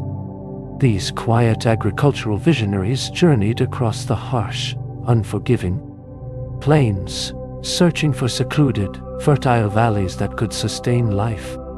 Upon arriving in a deeply isolated basin, they methodically grafted the sleeping branches onto hardy, wild rootstocks, working with profound, gentle precision. Over several quiet, patient years, completely unnoticed by the rushing world of gold miners and cattle barons, these lonely saplings blossomed into massive, breathtaking orchards. In the spring, the silent, rugged valleys would beautifully erupt into endless seas of fragrant, white blossoms. These quiet, living monuments provided profound, enduring sustenance for generations, beautifully demonstrating how the pioneers literally planted their deep, unshakable roots into the unforgiving frontier, slowly coaxing a magnificent, peaceful paradise from the wild earth. Deep beneath the desolate, sun-scorched peaks of the Mojave Desert lies the deeply mesmerizing, completely silent legend of the Cocoa-Leaf Subterranean River. According to early, solitary prospectors, a hidden, incredibly narrow fissure in the ancient limestone led down into a massive, pitch-black cavern system, operating entirely by the weak, flickering light of simple pine torches. These brave explorers claimed to have discovered a vast, underground canyon. Completely silent, deep river flowed gently through the dark. More astonishingly, they reported that the ancient riverbeds were heavily lined with thick, pure deposits of black sand and brilliant, heavy gold. When these men emerged, blinded by the radiant desert sun, their incredible tales sparked decades of deeply quiet, obsessive searching. Despite countless, methodical expeditions lowering themselves into the absolute, crushing silence of the deep earth, the legendary river simply vanished into the massive geological labyrinth. It remains a beautifully haunting frontier mystery, perfectly preserving a quiet, untouched fortune resting endlessly in the profound, eternal darkness beneath the desert floor, far removed from the rapidly expanding telegraph wires, the indigenous tribes of Hut, the deep canyons communicated using a highly sophisticated, completely silent language written directly into the sky. The legendary smoke signals were not mere cries for help, but an incredibly complex, beautifully structured cipher, using carefully gathered bundles of damp river grass and heavy, tightly woven woolen blankets. Solitary scouts would manipulate the thick columns of smoke with absolute, rhythmic precision. A single, sustained pillar might indicate a safe, peaceful encampment, while a rapid succession of small, broken puffs could warn of approaching, unknown riders. These quiet, shifting messages beautifully transcended the massive, deeply isolating geography of the plains, allowing separated bands to coordinate movements across hundreds of miles of silent valleys. It was an awe-inspiring, ephemeral form of diplomacy, floating gracefully above the rugged peaks. The vast open sky became a profound, ever-changing canvas, honoring the quiet, brilliant ingenuity of the native peoples, who perfectly mastered the breathtaking, untamed expanse without ever breaking the profound silence. Tucked away securely in the deep, quiet folds of the Sangre de Cristo Mountains, the earliest Spanish settlers meticulously constructed breathtaking, earthen sanctuaries completely out of the very mud beneath their feet. The most deeply revered of these isolated outposts is the Santuario de Chimayo, a beautifully simple adobe church that radiates a profound, unshakable peace. The walls, built by methodically layering thick, sun-baked earth and straw, provide an incredibly cool, deeply silent interior, completely shielding the faithful from the intense desert heat. According to enduring frontier folklore, the soil within a small hidden room of Ate, this chapel possesses legendary, miraculous healing properties. For generations, weary, solitary travelers have made quiet, long pilgrimages across the rugged, unforgiving valleys just to gently touch the sacred crimson dirt. The heavy, intricately carved wooden doors and the soft flickering light of way, countless devotional candles create an atmosphere of pure, timeless serenity. It stands as a beautiful, enduring testament to the quiet, unyielding faith of the pioneers, permanently anchoring their deep spiritual devotion into the Tatotikoya, beautiful, ancient earth. When early military surveyors and weary pioneers first mapped the remote, arid expanses of northern Arizona, they stumbled upon an entirely surreal, quiet geological phenomenon. Scattered across the rolling painted hills were the massive fragmented trunks of an ancient primordial forest that had completely turned to solid, glittering stone. Over millions of years of profound, undisturbed silence, the organic wood had been slowly replaced by vibrant crystallized quartz, agate, and deep purple amethyst. These early explorers would walk for miles through this mesmerizing fossilized woodland, marveling at the heavy jewel-toned logs resting perfectly upon the dry earth. The profound, unbroken stillness of the landscape made the discovery even more haunting, as if a lush, ancient jungle had been instantly frozen in time by a deeply powerful, unseen magic. Today, this beautifully preserved, stony woodland remains a deeply humbling monument to the immense, unimaginable scale of geological time, offering quiet travelers a mesmerizing glimpse into a prehistoric world that beautifully transformed its fragile wooden roots into permanent, everlasting gems. Deep beneath the booming silver camps of the Nevada mountains, a profoundly quiet subterranean folklore beautifully anchored the solitary lives of the immigrant Cornish miners, navigating the crushing, absolute darkness with only flickering wax candles. These deeply superstitious men firmly believed the deep earth was inhabited by tiny, unseen spirits known affectionately as Tommyknockers. Whenever the miners heard a distant, rhythmic tapping echoing through the ancient granite walls, they believed it was these benevolent subterranean guardians quietly warning them of shifting rocks or guiding them toward richer veins of precious ore. To honor these quiet, invisible companions, the miners would meticulously leave small, traditional offerings of baked pasties resting softly on the damp wooden embers. It was a deeply beautiful, comforting mythology that completely transformed the terrifying, isolating depths of the frontier mines into a shared spiritual workspace. This enduring legend beautifully illustrates how the resilient human mind naturally seeks profound connection and protective companionship, even when completely buried in the deep silent heart of a mountain. In the sweltering, unforgiving volcanic plains of southern Idaho, weary frontier travelers seeking relief from the relentless summer heat discovered a deeply astonishing, hidden geological anomaly.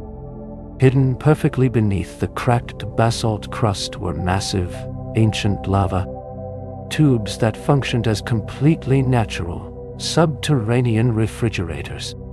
Descending carefully into the quiet, echoing darkness of the Shoshone ice caves, explorers were immediately enveloped by a profound, freezing chill. The deep, volcanic rock perfectly insulated the caverns, allowing thick, massive walls of pristine, solid ice to remain completely frozen year-round. Solitary pioneers and passing wagons would carefully harvest this impossible treasure, marveling at the incredibly pure crystalline formations hidden just a few feet below the scorching sagebrush. It was a breathtaking, miraculous paradox of the wild frontier, where the deeply heated, ancient violence of a volcanic eruption had eventually birthed a profoundly quiet, endlessly freezing sanctuary, beautifully preserving the delicate balance of extreme temperatures hidden perfectly within the ancient earth. Long before modern observatories mapped the immense frontier sky, the Skitty Band of the Pawnee Nation documented their profound, deeply intricate astronomical knowledge upon magnificent, hand-painted animal hides. Their visionary celestial maps, meticulously drawn onto soft, tanned elk skins, perfectly charted the complex movements of the planets, the sweeping Milky Way, and the deeply revered constellations. Unlike Western explorers, who used the stars merely for cold, mechanical navigation, the ancient Pawnee viewed the quiet, glittering sky as a living, profound reflection of their own deeply spiritual community. They built their traditional earth lodges with specific, carefully aligned roof openings, allowing the soft light of the Pleiades to gently illuminate their quiet homes during sacred, seasonal transitions. These incredibly detailed, beautiful star charts represent a profound, unbroken dialogue between the ancient peoples of the plains and the eternal cosmos. They remain a deeply mesmerizing testament to a civilization that understood the vast, silent universe not as an empty void, but as a comforting, intimately familiar neighborhood of glowing ancestors. Amidst the sprawling, sun-drenched valleys of early California, the quiet, adobe walls of Mission San Juan Capistrano became the setting for one of the most mesmerizing, rhythmic, natural phenomenons of the frontier.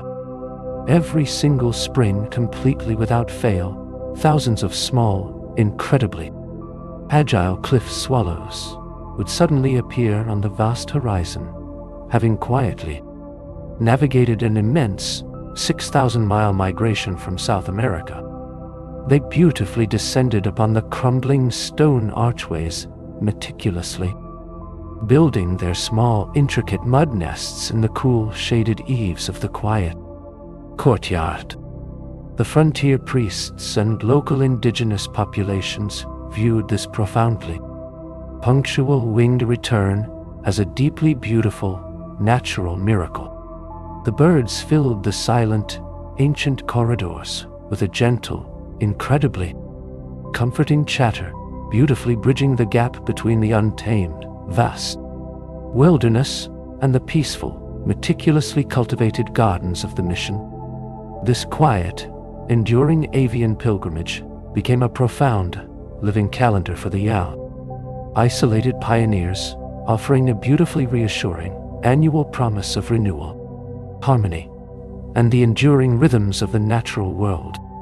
Tucked perfectly into the deep, remote canyons bordering Death Valley, a profoundly silent, architectural marvel still watches over the arid landscape. The wildrose charcoal kilns are massive, perfectly constructed stone beehives, meticulously engineered by frontier masons in the late 19th century. These towering 30-foot structures were designed to slowly, methodically, burn massive amounts of harvested pinyon pine into pure, intensely hot charcoal. The process was incredibly quiet and deeply patient, completely devoid of the loud machinery that defined the distant gold rushes. Solitary workers would carefully stack the fragrant logs inside the dark, echoing chambers, sealing the heavy iron doors to let the wood beautifully smolder for weeks on end. Today, these immense, perfectly symmetrical stone cones sit in absolute, undisturbed silence against the rugged, towering peaks.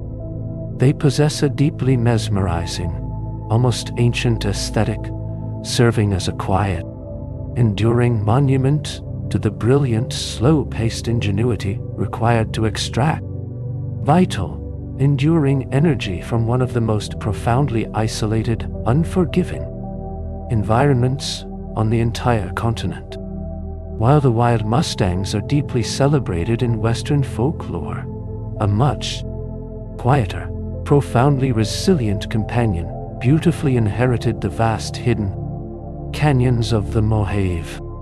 The wild burros, direct descendants of the small, incredibly sturdy pack animals, brought by early prospectors, eventually found absolute freedom in the deep, untamed wilderness. When solitary miners abandoned their fading claims, these highly intelligent, gentle creatures simply wandered off into the immense, silent valleys, perfectly adapted to the unforgiving heat and sparse vegetation. They possess a mesmerizing, deeply instinctual ability to locate hidden underground seeps, patiently digging small, shallow wells in the dry riverbeds to quietly access the life-giving water below. Their haunting, echoing calls occasionally break the profound silence of the hushed desert twilight, a beautiful, auditory reminder of the old mining days. Today, observing a small herd of these gray, long-eared survivors standing perfectly still on a rocky ridge offers a deeply peaceful, living connection to the forgotten solitary men who once mapped the deepest, most isolated corners of the frontier.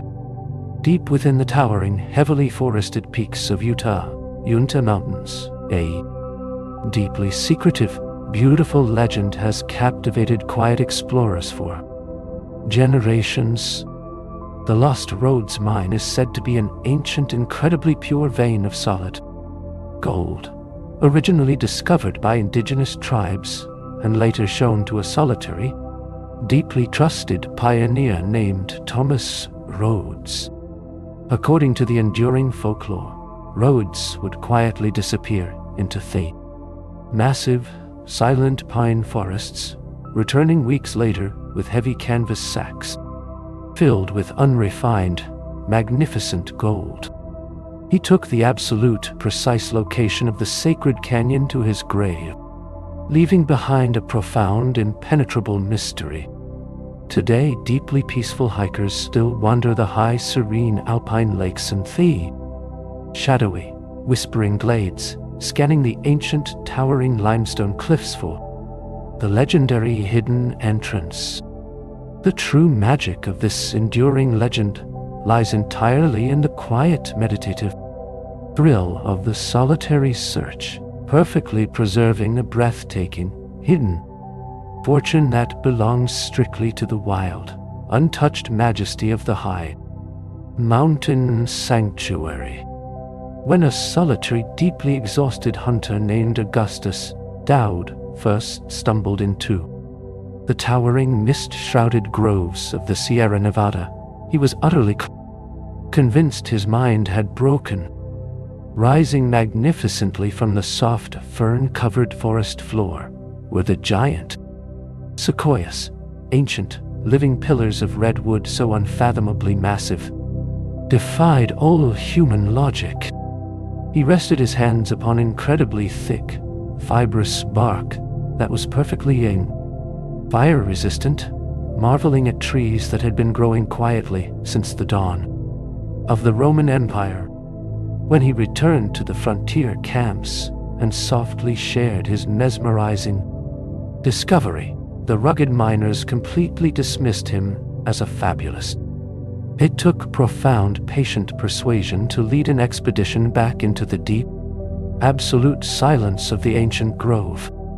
Standing beneath the breathtaking, towering canopies that completely blotted out the sun, the loud, ambitious pioneers were instantly reduced to a state of awe. Profound, absolute reverence. These deeply majestic, quiet giants remain the most beautiful, humbling living monuments on the entire continent.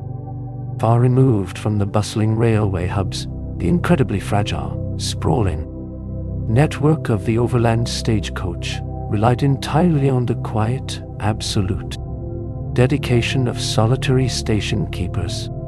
These deeply resilient individuals lived completely alone in tiny, isolated stone cabins, spaced exactly 10 miles apart across the vast, sweeping plains. Their profound daily purpose was to meticulously care for a small corral of fresh horses, ensuring the heavy wooden stagecoaches could swiftly change teams without a single moment of delay. For weeks at a time, their only human contact was the brief, dusty arrival of the coach, followed immediately by days of profound, unbroken silence. They spent countless hours meticulously repairing heavy leather harnesses, quietly smoking their pipes beneath the endless canopy of the Milky Way. It was a life of incredibly deep, meditative solitude, requiring a mind perfectly at peace with the overwhelming emptiness of the frontier, standing as eyes, a completely silent, unseen guardian keeping the sprawling, isolated territories beautifully and permanently connected. Deep within the absolute, scorching isolation of Death Valley, early pioneers, mapping the harsh terrain, discovered a deeply perplexing, completely silent geological mystery. Resting upon the perfectly flat, sun-baked surface of the racetrack playa were heavy, solid dolomite rocks that appeared to be moving entirely on their own. Trailing behind these solitary stones were long, perfectly inscribed tracks, etched deeply into the dried mud, some stretching for hundreds of feet across the desolate basin. For over a century, solitary prospectors and quiet explorers would camp beneath the brilliant desert stars, patiently hoping to witness the massive stones glide across the earth. Yet, the rocks never moved while watched, preserving a profound, beautiful enigma that defied all rational pioneer logic. Only recently did quiet, patient modern science reveal the magical truth that on incredibly rare, freezing winter nights, razor-thin sheets of ice form on the playa, and a gentle, whispering breeze slowly pushes the heavy stones across the slick surface, leaving behind a beautiful, enduring trail of silent, majestic wandering, while thousands of ambitious men rushed westward to aggressively tear gold from the earth. A profoundly gentle, solitary Scottish botanist named David Douglas arrived with an entirely different, peaceful purpose. Armed only with small leather journals, a magnifying glass, and delicate pressing paper, he wandered thousands of miles through the breathtaking, ancient rainforests of the Pacific Northwest. He spent months living completely alone amongst the towering, mist-shrouded canopies, meticulously documenting hundreds of completely unknown plant species. For the very first time, he would quietly sit at the base of colossal, ancient conifers, marveling at the fair, perfectly designed cones falling softly onto the damp, fragrant forest floor. The indigenous tribes deeply respected this quiet, methodical man who sought only to study the beautiful living architecture of the wilderness rather than conquer it.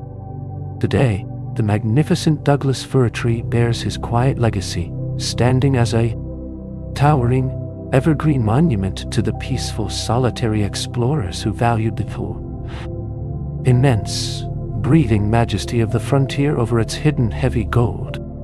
Behind the heavy iron-barred doors of the deeply isolated Yuma Territorial Prison, a beautiful, profoundly meditative art form emerged from the absolute silence of confinement.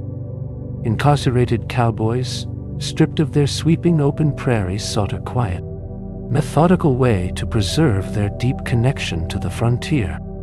They began practicing the incredibly intricate art of horsehair hitching, known painstakingly weaving thousands of individual, colorful strands of horse mane into breathtakingly complex geometric patterns. Without any loud tools or heavy machinery, these men sat in the cool, shadowed adobe cells, their fingers moving with mesmerizing, hypnotic precision to craft exquisite belts, heavy bridles, and beautiful decorative quirts. The work required a staggering, almost monastic level of patience. Single, tightly woven piece, taking several quiet months to perfectly complete. These magnificent, deeply durable creations were eventually sold to passing travelers, allowing the quiet, enduring spirit of the isolated artisans to beautifully travel back out into the vast, sun-drenched expanses of the wild western frontier. As the heavy industrial smog began to completely choke the starry nights of the starry eastern cities, a deeply visionary astronomer named Percival Lowell looked toward the pure, untouched darkness of the western frontier. In the late 19th century, he transported massive, incredibly delicate glass telescope lenses to the high, quiet pine forests of Flagstaff, Arizona. Perched atop a deeply isolated mesa, the Lowell Observatory was established far away from the chaotic vibrations of the expanding railroads. In this profound, high-altitude silence, the incredibly thin, crisp desert air provided a perfectly flawless, mesmerizing window into the cosmos. Lowell would spend countless, freezing nights sitting entirely alone in the massive wooden dome, meticulously hand-drawing the intricate, mysterious canals of Mars by the soft, glowing light of the distant planets.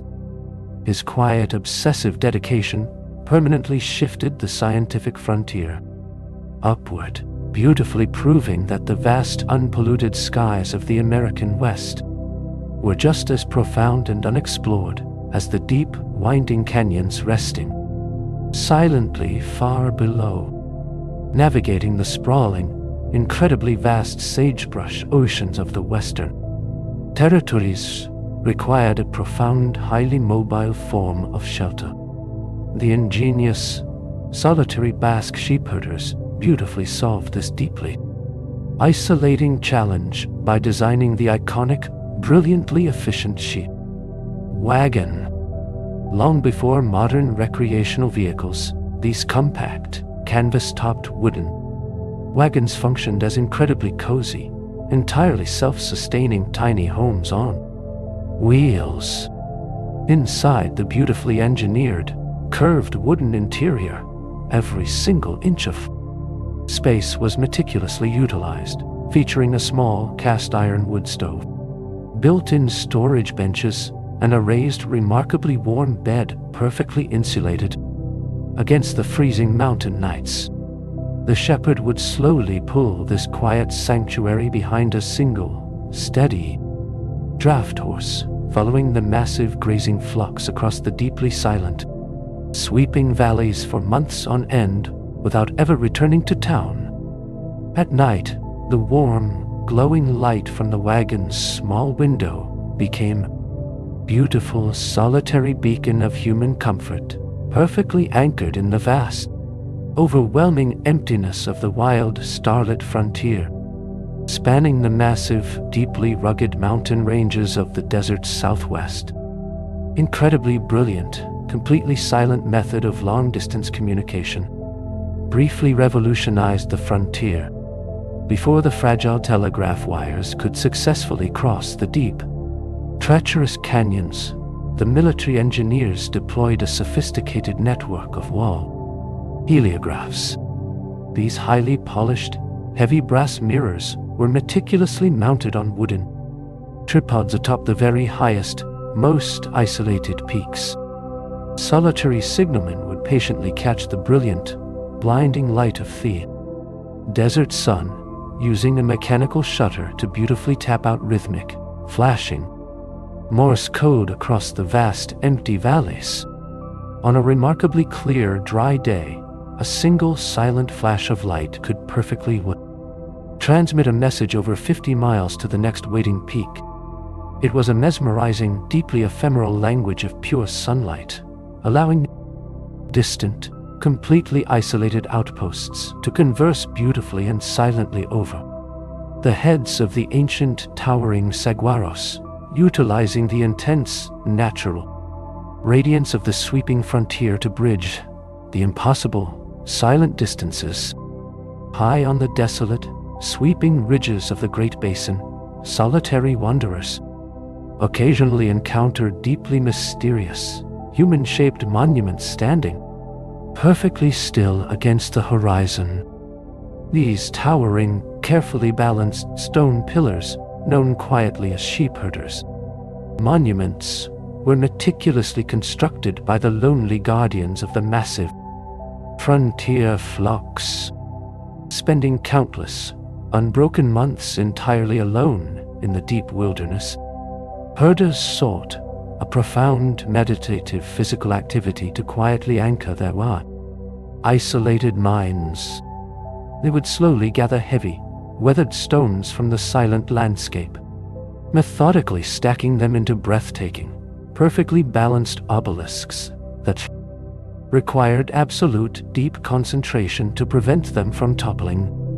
These beautiful, silent sentinels served a deeply practical purpose, marking hidden, underground water seeps and the safest, most accessible mountain passes for future, unknown travelers. Today, these quiet, enduring stone figures remain perfectly intact, standing as beautiful, silent companions that permanently honor the immense, profound solitude experienced by the unsung, lonely wanderers of the high, empty western ranges. while the sweeping arid deserts of Utah seemed entirely inhospitable too. Maritime travel, a deeply surreal, quiet chapter of frontier history unfolded. Upon the heavy, incredibly buoyant waters of the Great Salt Lake. In the late 19th century, early settlers meticulously constructed a majestic, fully operational wooden steamboat named the city of Corinne. This magnificent, three-decked vessel, complete with towering smokestacks and beautifully carved wooden paddle wheels, gracefully navigated the massive, deeply silent inland sea. Because the water was incredibly dense with ancient salt, the heavy boat sat unusually high upon the serene mirrored surface, creating a beautiful, almost a magical illusion of gliding directly on top of the water. Weary pioneers and curious explorers would step aboard for deeply peaceful, quiet evening cruises, watching the brilliant, vibrant desert sunsets perfectly reflect off the still, heavy lake. It remains a breathtaking, profoundly unexpected image of the frontier, a massive, elegant riverboat peacefully dancing across a forgotten, deeply isolated sea of salt, looming massively over the sprawling, ancient forests of Northern California. The breathtaking, snow-capped peak of Mount Shasta has long been shrouded in a deeply beautiful, entirely peaceful frontier mythology. In the late 19th century, lonely prospectors and quiet mountain climbers began whispering, captivating, mesmerizing tales of a hidden, highly advanced civilization living entirely within the deep, hollowed-out chambers of the dormant volcano. Thus,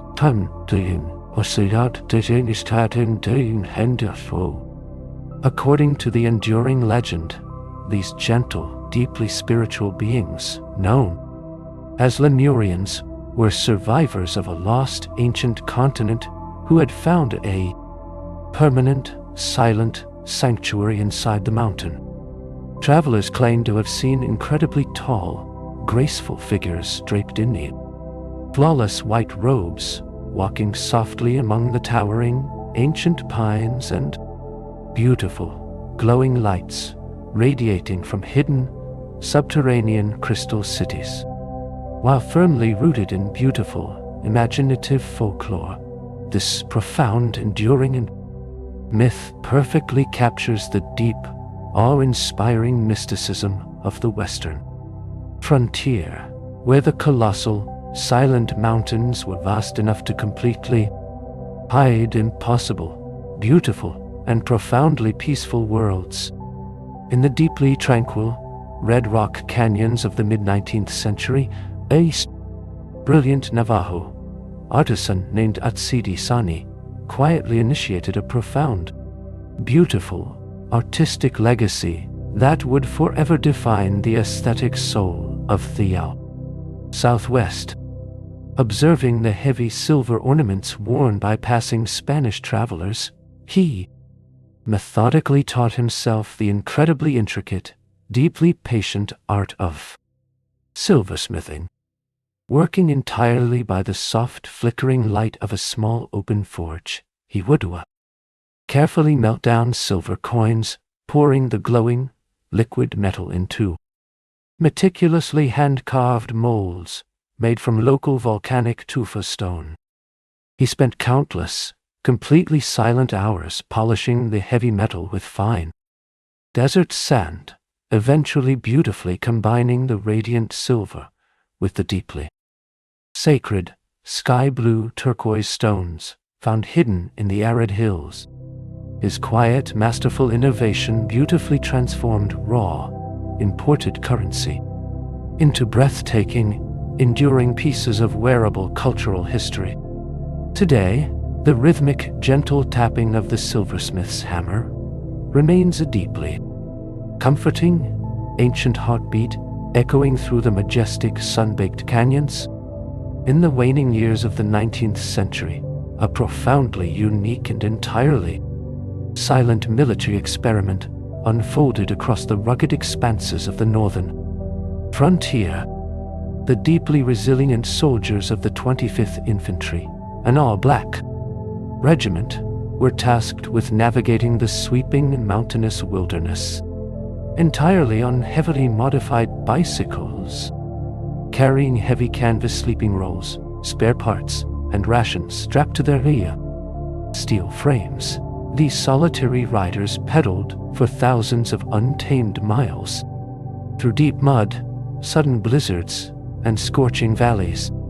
The absolute quiet of their approach completely revolutionized frontier travel, as the heavy rhythmic pounding of horse hooves was replaced by the soft, whispering hum of rubber tires rolling over the ancient earth. They navigated the treacherous, winding passes of the Rocky Mountains with mesmerizing mechanical endurance, proving that the sprawling, unforgiving distances of the West could be conquered through quiet, methodical human power. It was a beautifully forgotten, deeply impressive triumph of pioneer spirit, perfectly demonstrating how quiet innovation slowly and gracefully replaced the loud, chaotic traditions of the early frontier. Deep within the immense, profound emptiness of the Mojave Desert, early frontier explorers frequently reported an incredibly haunting, beautiful auditory phenomenon. As the weary pioneers guided their heavy wagons near the towering, majestic dunes of Eureka and Kelso, the very earth beneath them seemed to softly hum with a deep, resonant vibration. Known quietly as the singing sands, this mesmerizing acoustic mystery occurs when the incredibly dry, perfectly spherical grains of quartz cascade down the steep faces of the dunes. The friction creates a profound, continuous musical note that deeply echoes across the silent valleys, resembling the low, rhythmic chanting of a distant, hidden choir. Many solitary prospectors, completely unnerved by the booming, invisible music, believed the massive dunes were inhabited by ancient, sleeping desert spirits, breathing heavily beneath the shifting surface. Today, this beautifully natural geological symphony remains perfectly intact, offering a quiet, awe-inspiring reminder that the seemingly desolate western frontier possesses its own deeply mysterious, enduring voice, singing softly to anyone willing to patiently listen in the dark. While the loud theatrical medicine shows of the era are deeply remembered by history, the true, quiet healing of the western frontier was beautifully mastered by the solitary apothecaries. These deeply observant pioneers meticulously studied the ancient, profound botanical knowledge of the local indigenous tribes, learning to respect the quiet power of the native flora. They spent countless unbroken hours wandering the high alpine meadows and deep canyon floors, carefully gathering wild echinacea, soothing slippery elm, and the potent, sacred osha root. Inside their dimly lit, deeply peaceful wooden shops, they worked in a state of absolute, meditative concentration. Using heavy brass mortars and delicate glass vials, they slowly ground the fragrant, dried herbs into powerful, life-saving tinctures and soothing salves. The air was constantly heavy with the deeply comforting, earthy aromas of wild mint and crushed sage. This quiet, incredibly respectful exchange of ancient botanical wisdom beautifully bridged two vastly different worlds, ensuring that the isolated, weary settlers could safely endure the harsh, unforgiving realities of the untamed western wilderness, resting quietly in the blindingly white, sprawling gypsum fields of southern New Mexico, an incredibly ancient, deeply intimate secret remained perfectly hidden for thousands of years. Beneath the shifting, pristine dunes of white sands, modern researchers have uncovered thousands of perfectly preserved, fossilized human footprints walking directly alongside the tracks of massive extinct Ice Age mammals. These quiet, beautiful impressions in the ancient mud completely rewrite the timeline of human arrival on the continents. You can clearly trace the delicate, wandering path of a solitary teenage mother, carrying a heavy toddler, her steps shifting slightly as she gently adjusts the child's weight on her hip in the rain.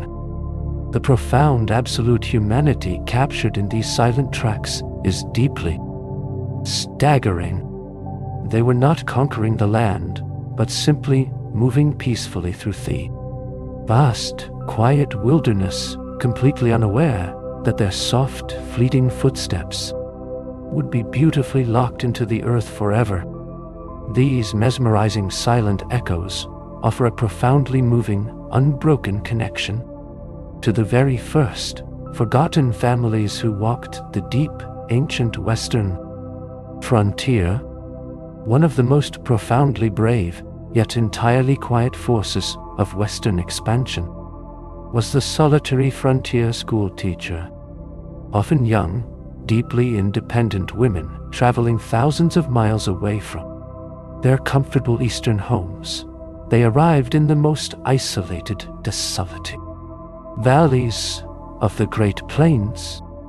They lived and worked in tiny, single-room schoolhouses built entirely of thick, insulating prairie sod, holding a deeply comforting sanctuary of learning against the immense, overwhelming emptiness. During the long, brutal winter months, these dedicated women would arrive hours before dawn, meticulously lighting the small cast-iron stove to ensure their heat. Students would walk into a warm, safe, and deeply peaceful haven. They taught reading and mathematics to children of completely different ages, patiently guiding their quiet voices through the dark, howling frontier storms. It was a life of incredibly profound solitude and deep, unwavering purpose. These unsung, quiet guardians beautifully planted the very first fragile seeds of permanent civilization, completely transforming the vast wild territories into a lasting, enduring, and deeply educated community.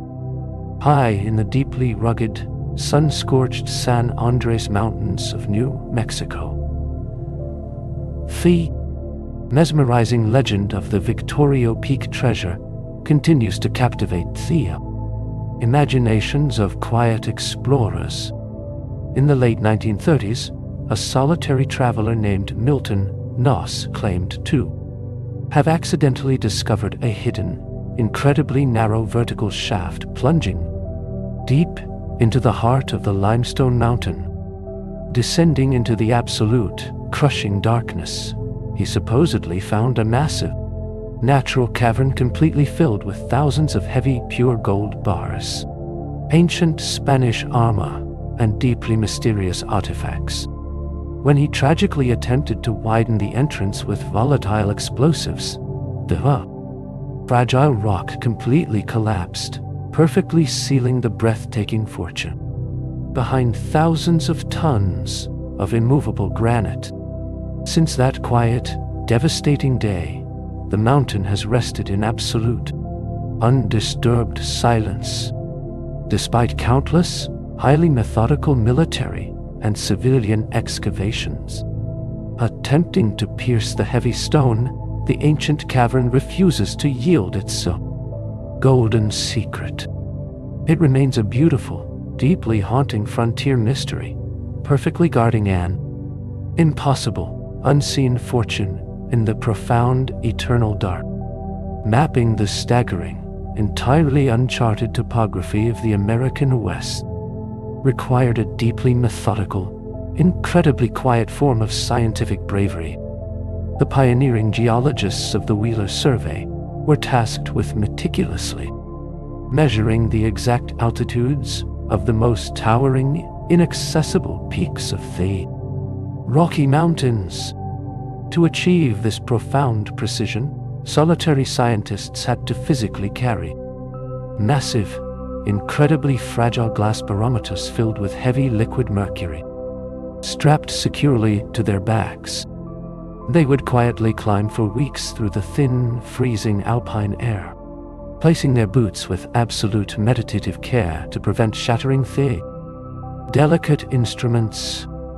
Upon reaching the breathtaking, silent summits, they would set up the heavy brass tripods, waiting in absolute stillness for the mercury to perfectly settle in the freezing wind.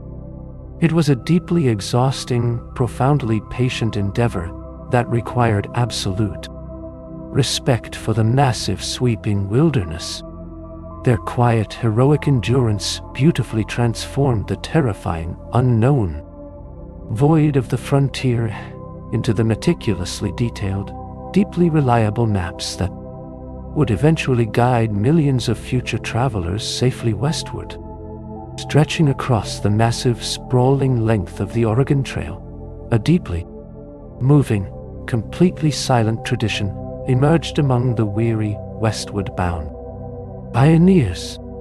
The harsh, unforgiving journey frequently claimed the lives of fragile travelers, leaving the isolated trails dotted with small, unmarked earthen mounds. To honor these anonymous, fallen strangers, passing wagons adopted a beautiful, deeply respectful ritual. Every solitary traveler who walked past a lonely grave would quietly pause their heavy, creaking wooden wagons to gently place a single smooth river stone upon the resting place.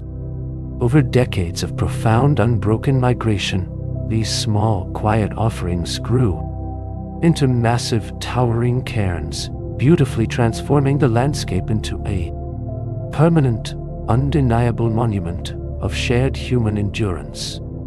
It was an incredibly poignant, entirely unspoken brotherhood of the trail, ensuring that no soul was ever completely lost or forgotten in the vast, sweeping emptiness of the frontier.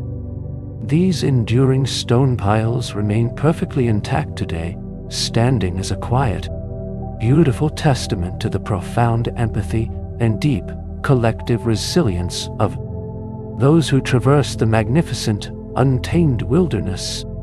Behind the heavy wooden doors of the historic Louis store in California, a profoundly quiet agricultural revolution was meticulously orchestrated. While history often remembers the Chinese immigrants strictly for their grueling railroad labor, they were actually the deeply brilliant visionary architects of the Western farming industry.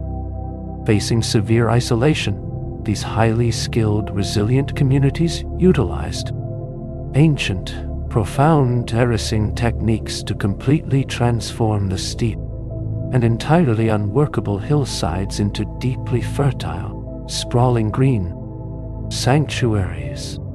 They methodically dug incredibly complex, gravity-fed irrigation channels, silently routing the precious, distant mountain snowmelt directly into the dry valleys. Working entirely by hand in the quiet, early hours of the mist-shrouded mornings, they successfully cultivated delicate, thriving crops that Western farmers deemed entirely impossible to grow. The Louis store functioned as the deeply beating heart of this hidden network, a safe, quiet hub where precious, exotic seeds and enduring community bonds were shared.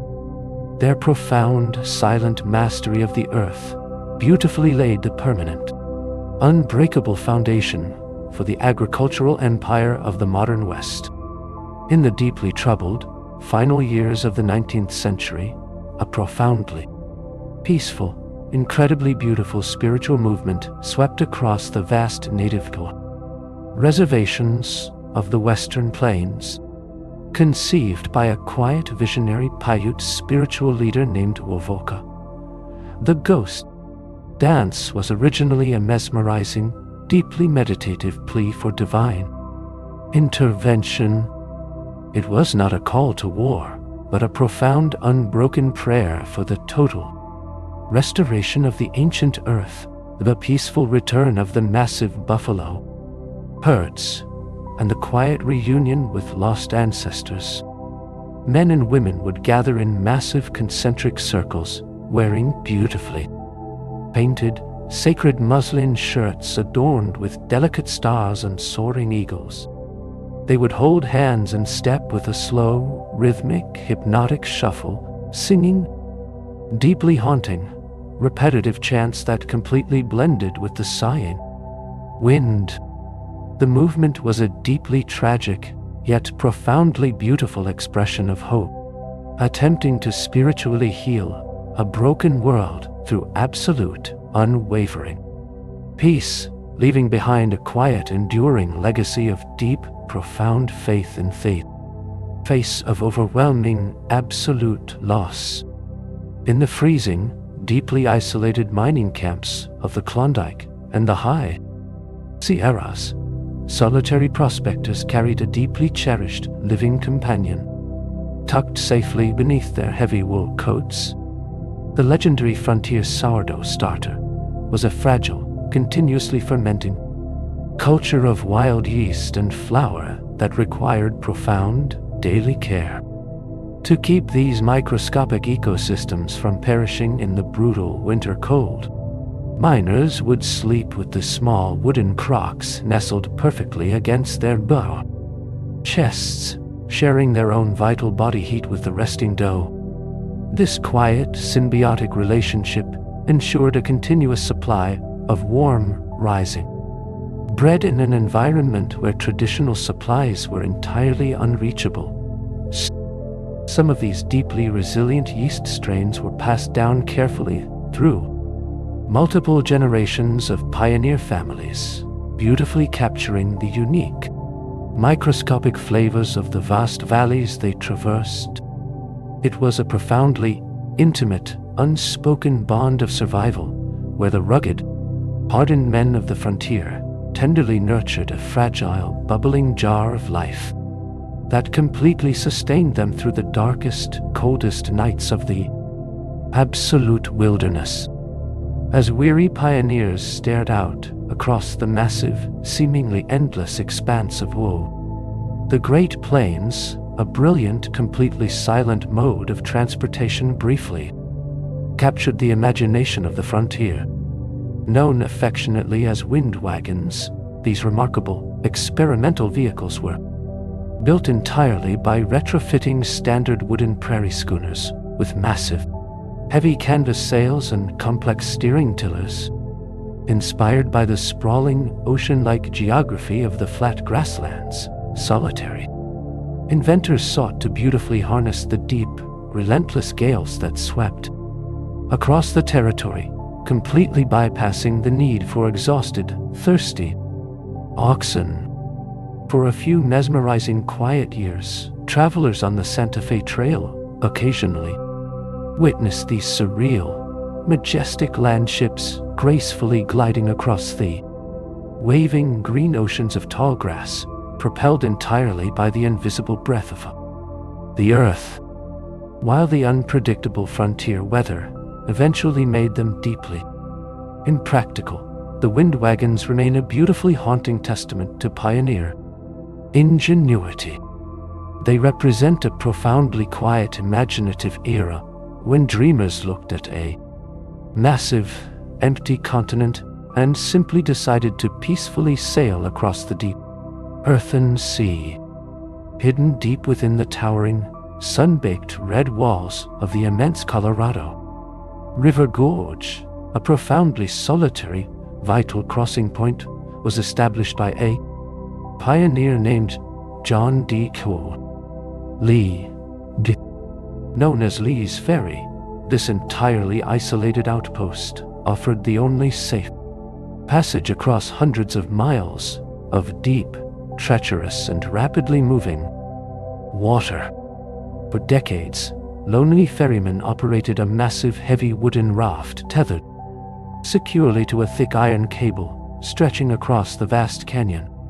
Without any loud steam engines, they relied entirely on the quiet, absolute power of the river's own current to gently push the heavily loaded wagons from one ancient, sandy bank to the other.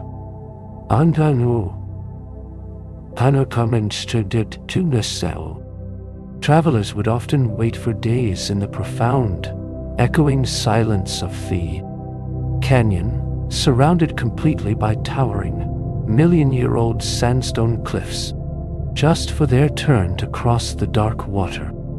The ferrymen lived a life of extreme, meditative isolation, serving as quiet, steady guardians of the deep river, beautifully linking the sprawling, fractured territories of the Southwest through absolute patience and deep geological respect. Long before the first plows broke the heavy prairie soil, the breathtaking, high-altitude meadows of the Pacific Northwest provided a deeply profound, ancient harvest for the indigenous tribes.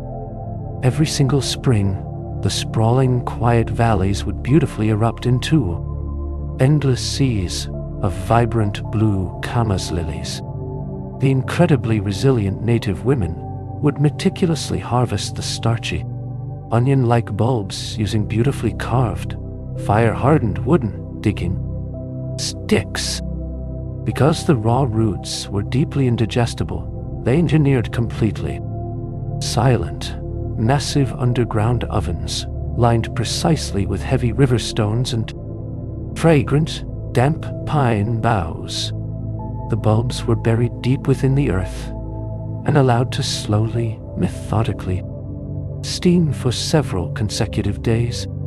This profoundly patient, quiet cooking process beautifully transformed the complex carbohydrates into incredibly sweet, dark, and highly nutritious provisions that could last throughout the brutal frontier winters. When weary, starving European explorers finally entered these vast, untouched valleys, they were quietly sustained by this deeply ancient, masterful botanical knowledge, honoring a peaceful subterranean harvest that perfectly harmonized with the natural, enduring rhythms of the wild earth.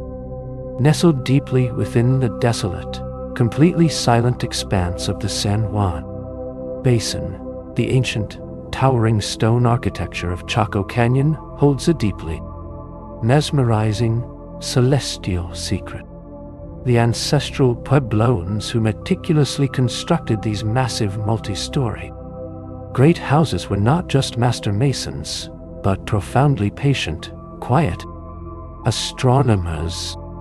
Unlike typical solar alignments, the heavy stone walls of the Fajada Butte Sanctuary were deliberately designed to perfectly track the incredibly slow 18.5-year cycle of the moon.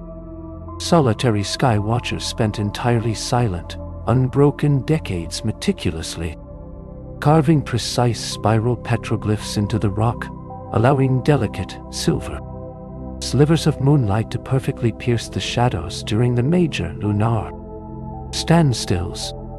The breathtaking precision required to map this deep, generational astronomical event without a single written instrument is completely staggering. It represents a profoundly peaceful, unbroken dialogue with the vast, glittering cosmos, beautifully proving that the early inhabitants of the harsh desert did not just survive their silent environment, but meticulously woven their ancient, heavy stone cities directly into the quiet, eternal turning of the deep, celestial spheres. Deep beneath the booming, chaotic streets of Virginia City, an entirely different, incredibly rhythmic frontier marvel operated in absolute subterranean isolation. As the solitary miners chased the legendary Comstock lode deeper into the scorching, heavy granite, they unexpectedly hit massive, hidden reservoirs of scalding underground water to save the profound silver deposits from being permanently swallowed by the sea. Earth engineers installed colossal, deeply mesmerizing machines known as Cornish engines. These massive iron leviathans featured incredibly heavy, solid wooden pump rods that plunged thousands of feet straight down into the absolute darkness of the coal mine shafts. Operating with a deeply hypnotic, slow, and completely rhythmic mechanical sigh, the massive beams would methodically lift thousands of gallons of boiling water to the surface every single hour. The steady, quiet pulsing of these enormous engines became the deep, comforting heartbeat of the entire mountain, a profoundly beautiful piece of heavy, Victorian engineering that perfectly held back the crushing, silent weight of the deep earth, allowing the quiet seekers below to safely continue their enduring subterranean journey. Suspended perfectly upon the sheer, dizzying sandstone cliffs of the Dolores River Canyon, the fading, wooden remnants of the hanging flume represent a profoundly beautiful, quiet feat of frontier engineering. In the late 19th century, solitary miners required massive amounts of fast-moving water to successfully separate heavy gold from the ancient packed gravel. Rather than abandoning the deeply inaccessible canyon, incredibly brave, solitary laborers suspended themselves directly over the absolute void, using fragile, hand-woven ropes. Hanging hundreds of feet above the silent, rushing river, they meticulously drilled holes directly into the vertical cliff face by hand, driving heavy iron pins into the rock to support a sprawling, 10-mile-long wooden aqueduct. The quiet, unyielding focus required to perfectly level a continuous water channel while dangling completely in mid-air was absolutely staggering. Today, the heavy rusted iron brackets and fading wooden planks still cling peacefully to the red cliffs, standing as a beautiful, haunting monument to the profound, quiet courage of the men who literally attached their impossible dreams to the open sky. High in the profoundly secluded, sweeping elevations of the Bighorn Mountains, the mesmerizing legend of the lost cabin mine continues to quietly echo through the ancient pine forests. According to enduring pioneer folklore, a small, deeply secretive party of prospectors stumbled upon an incredibly rich, completely exposed vein of pure gold deep within a silent, uncharted alpine valley. They methodically constructed a small, heavy wooden cabin to quietly protect their breathtaking fortune, entirely isolated from the massive, expanding coal frontier below. When the solitary survivors eventually returned to civilization, deeply altered by their profound journey, they could never again locate the precise hidden passage leading back into the majestic, silent peaks. For over a century, peaceful explorers have wandered the vast, whispering timberlands, scanning the dense, shadowy clearings for a solitary, decaying wooden structure resting perfectly beside a sparkling, golden stream. The true beauty of this quiet legend lies in the untouched, absolute wilderness it perfectly preserves, offering every weary traveler the deeply peaceful, solitary thrill of seeking a beautiful, enduring mystery that completely belongs to the mountain. During the massive westward migrations of the mid-19th century, an incredibly unique, profoundly silent procession gracefully crossed the vast, sweeping plains of the frontier. The resilient Mormon handcart pioneers, lacking the heavy resources required for traditional oxen and massive wooden wagons, chose instead to walk the entire, grueling 2,000-mile journey entirely on foot. They meticulously loaded their fragile, deeply cherished possessions into beautifully simple, two-wheeled wooden carts, pulling the heavy loads themselves. Across the deep rivers and towering mountain passes, the absolute profound silence of their approach was completely unlike any other pioneer company, devoid of cracking whips or the loud, chaotic braying of livestock.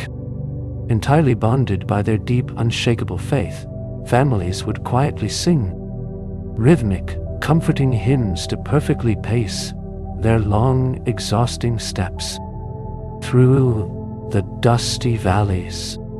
This deeply beautiful, physically staggering migration represents a profound triumph of the human spirit, perfectly illustrating how the harsh, sweeping distances of the wild frontier were beautifully conquered through quiet, collective endurance, deep devotion, and the incredibly peaceful rhythm of human footsteps.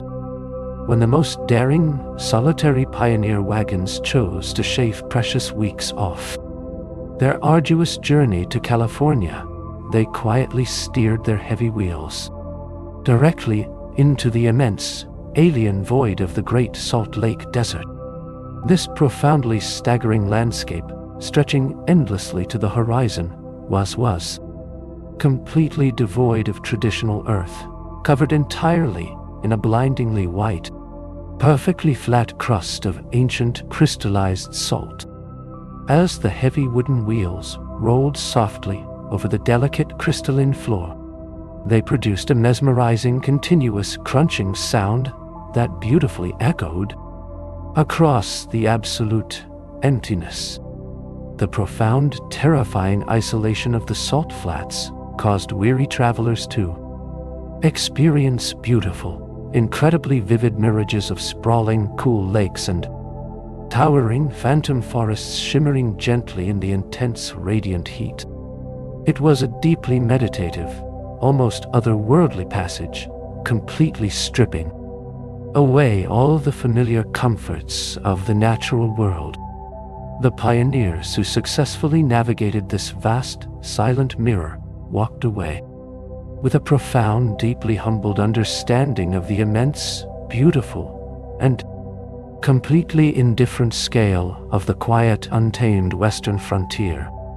Long before the traditional American cowboy became an iconic figure of the sweeping plains, the profoundly skilled, quiet Mexican vaqueros had already mastered the vast, untamed wilderness.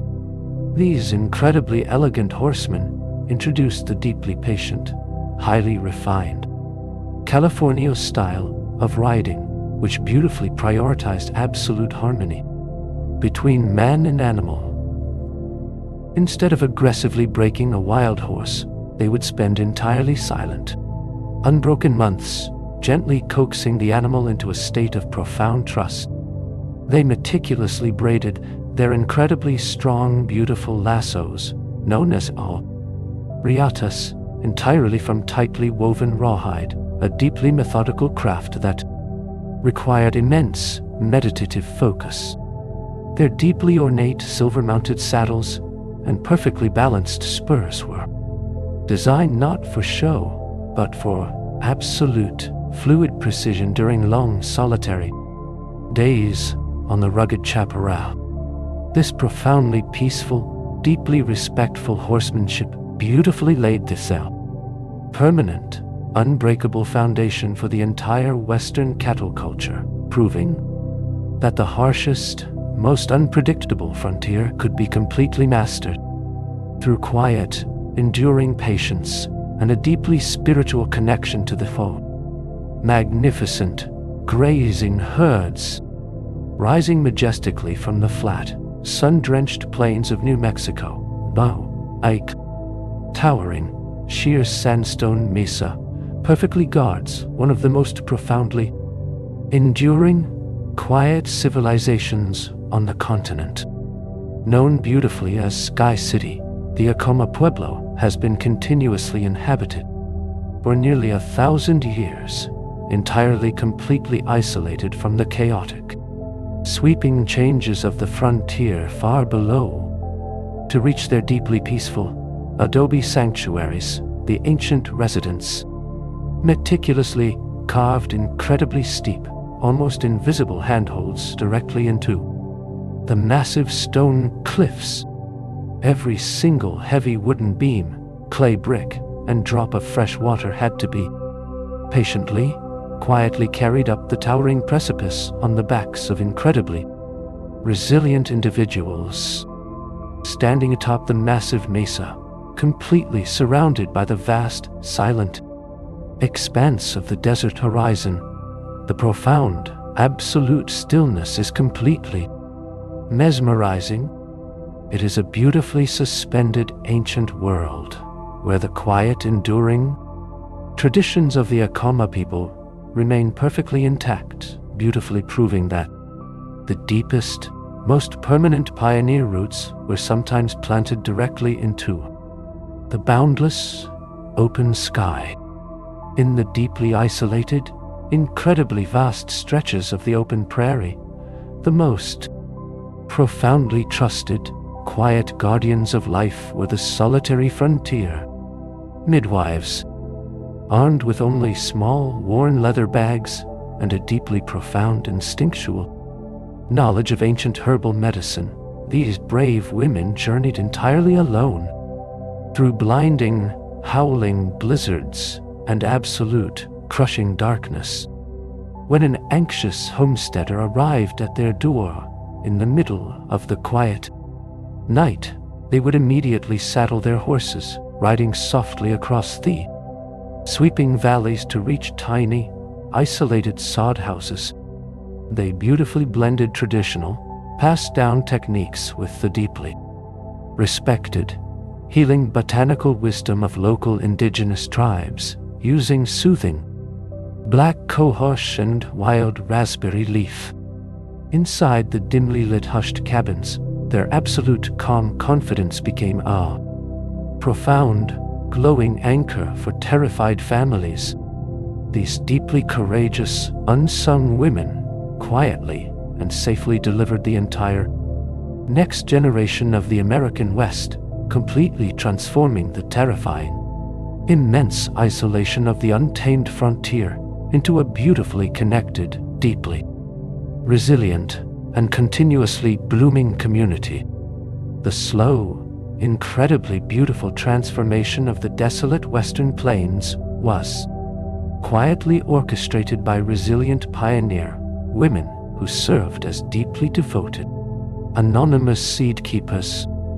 Before embarking on their massive, terrifying journeys westward, these visionaries meticulously sowed hundreds of tiny, dormant heirloom seeds directly into the heavy dark hems of their cotton dresses.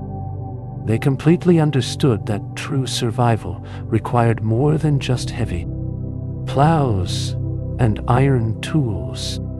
It required the deeply comforting, familiar beauty of their distant homes. Once they arrived in the vast, overwhelming emptiness of the unmapped territories, they would methodically, quietly plant fragile borders of vibrancy, hollyhocks, fragrant lavender, and sweet, climbing morning glories around their title, rough, earthen soddies. In the incredibly harsh, unforgiving frontier environment, these small, blooming sanctuaries became profound, deeply powerful symbols of enduring hope and permanent settlement. The quiet, careful act of nurturing a delicate, beautifully painted flower garden in the absolute middle of the untamed wilderness was a profound, completely silent declaration that they had finally, peacefully arrived home, hidden perfectly within the deeply arid, unforgiving expanse of the Mojave Desert. A breathtaking, incredibly vital sanctuary was quietly cultivated by the ancient Serrano people. Known beautifully as the Oasis of Mara, this deeply peaceful refuge was born from a profound prophetic vision. According to enduring native lore, a spiritual leader was quietly instructed to plant exactly 29 majestic palm trees to perfectly guarantee a permanent, bubbling spring of fresh water. The tribe methodically, peacefully nurtured the towering, fibrous trees, creating a beautifully shaded, deeply cool haven that stood in absolute, life-saving contrast to the scorching, desolate valleys surrounding it. For countless generations, this quiet, rustling grove provided crucial sustenance, sweet palm fruits, and profound rest for solitary native travelers and weary, exhausted frontier prospectors alike. Today, the magnificent ancient palms continue to sway gently in the completely silent desert breeze, serving as a deeply moving, living monument to the brilliant, quiet harmony between the ancient indigenous caretakers and the incredibly harsh, beautifully untamed environment.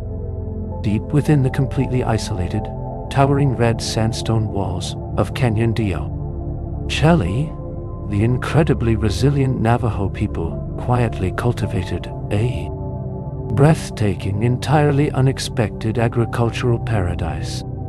Sheltered perfectly from the harsh, sweeping winds of the high desert, they methodically planted hundreds of incredibly delicate, flowering peach trees directly into the deep, fertile canyon floor. Fed by completely silent, ancient underground seeps, these magnificent orchards would beautifully erupt into a massive, deeply fragrant ocean of soft pink blossoms every single spring. It was a profoundly peaceful, incredibly beautiful hidden world, completely invisible to the weary, dusty travelers passing across the high, flat plateaus above. The sweet, incredibly juicy fruits were meticulously harvested, dried slowly on massive, flat, sun-baked rocks, and carefully stored for the long, deeply freezing winter months. These quiet, beautiful orchards represented a profound, unshakable mastery of the rugged western terrain, brilliantly proving that the most deeply hidden, entirely inaccessible canyons held incredible, life-giving secrets for those who intimately and peacefully understood the ancient earth, spanning the truly massive, overwhelmingly empty distances between the isolated frontier settlements. A deeply dedicated, entirely solitary group of men known as circuit riders quietly brought comfort to the wilderness. These traveling, itinerant preachers spent their entire lives completely alone, in the saddle, carrying only a heavy leather-bound Bible, a simple wool blanket, and a deeply profound sense of spiritual duty. They navigated the treacherous, silent mountain passes and the deep, sweeping valleys, perfectly learning the hidden, unmarked trails better than the most seasoned trappers. Arriving quietly, completely isolated, lonely cabins, they would hold beautifully intimate, hushed services in the soft, flickering light of a simple hearth.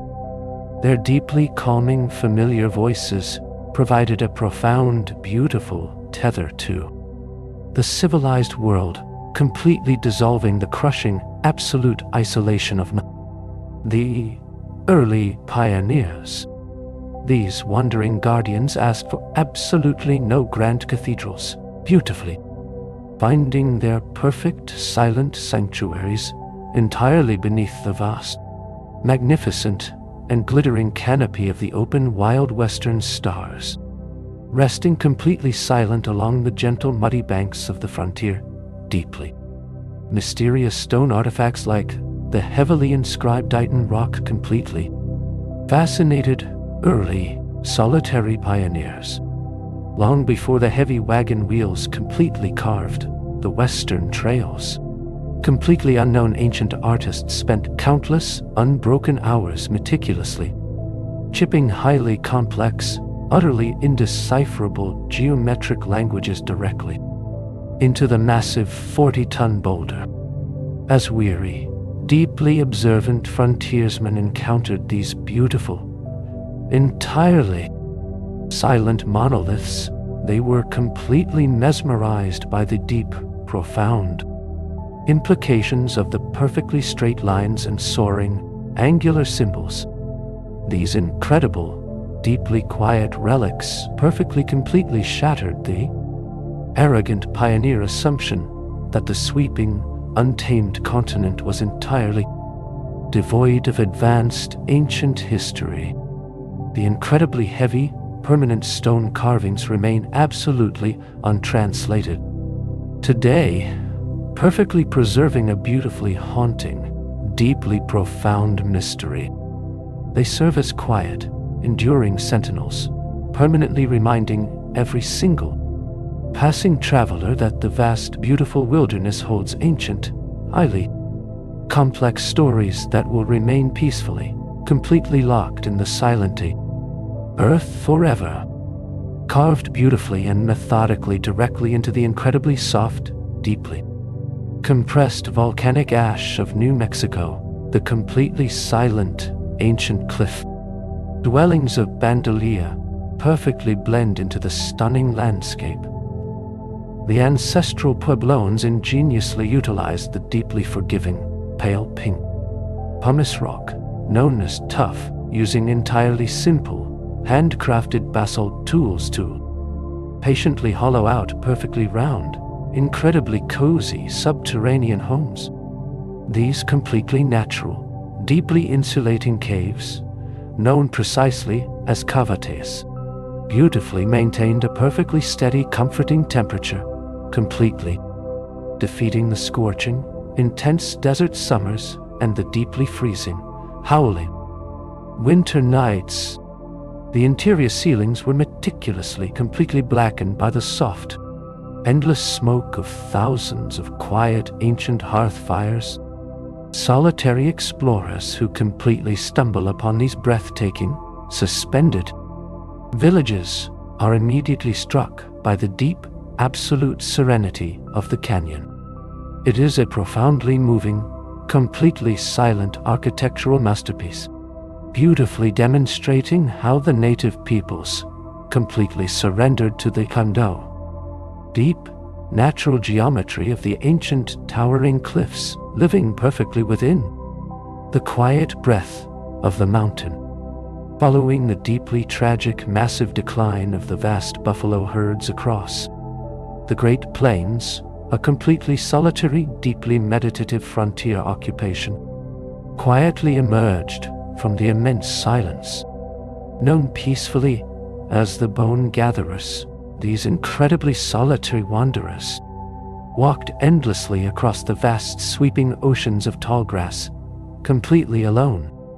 Beneath the massive, open sky, they methodically, quietly collected the heavy, sun-bleached skeletons resting perfectly scattered across the deep, silent valleys. Instead of representing an absolute, final end, these beautiful, stark white remnants were meticulously loaded onto heavy, creaking wooden wagons and automatiaso, completely transformed into vital, deeply nourishing agricultural fertilizers. It was a profoundly beautiful, deeply quiet cycle of complete, earthly rebirth. The ancient, sweeping energy of the massive, thundering herds was beautifully, perfectly returned directly to the dark, fertile soil, quietly ensuring the serene success of the new, deeply fragile homesteads. These lonely, completely unsung gatherers perfectly served as the quiet, final caretakers of the old frontier, beautifully closing one profound, ancient era so that a new, quiet life could begin. Near the quiet, winding banks of the North Platte River in Wyoming, the staggering scale of the westward migration is permanently etched into the solid, Earth. At a natural bottleneck in the landscape, thousands of heavy wooden prairie schooners were forced to cross a single, rising ridge of soft sandstone. Over decades of completely unbroken, methodical passage, the iron-rimmed wagon wheels slowly and relentlessly ground their way directly into the bedrock. Today, these deep, waist-high trenches, known as the Guernsey ruts, rest in near, absolute, undisturbed silence beneath the vast open sky. Standing within these deeply carved grooves, you can almost feel the immense, collective weight of an entire nation moving softly toward the setting sun. The sheer, quiet friction of wood and iron beautifully carved a permanent, undeniable canyon of human endurance into the frontier. These massive silent scars remain a deeply humbling, enduring monument to the profound collective patience of the pioneers who methodically wore down the very mountains to reach their distant, hopeful futures. Scattered across the deeply isolated, sun-baked ghost towns of the southwestern deserts, quiet explorers often discover breathtakingly beautiful, vibrant fragments of deep violet glass. When the earliest settlers and weary prospectors carried delicate, clear glass bottles into the unforgiving wilderness, they were entirely unaware of the profound chemical magic waiting in the earth. The manufacturers of the late 19th century frequently used manganese to perfectly clarify their heavy glass. However, when these discarded bottles were left to rest in absolute silence upon the scorching sand, decades of intense, unfiltered ultraviolet desert sunlight triggered a slow, mesmerizing transformation. The clear, transparent glass methodically absorbed the ancient solar radiation, beautifully altering its molecular structure to radiate a deep, haunting amethyst hue. These delicate purple relics are profoundly cherished by frontier historians as sun-colored glass, perfectly capturing the immense quiet passage of time. They serve as beautiful, silent jewels of the desert, beautifully proving that the sweeping, radiant frontier effortlessly transforms the forgotten refuse of Mitarnan, the pioneers, into enduring, breathtaking treasures. In the impossibly dry, unforgiving expanses of the Western Territories, discovering a hidden underground aquifer was a matter of absolute, literal survival. When traditional pioneer logic failed, desperate homesteaders turned to the deeply mysterious, perfectly quiet art of water witching. A highly respected solitary dowser would walk methodically across the cracked, silent earth, grasping a freshly cut, Y-shaped branch of flexible willow or wild peach.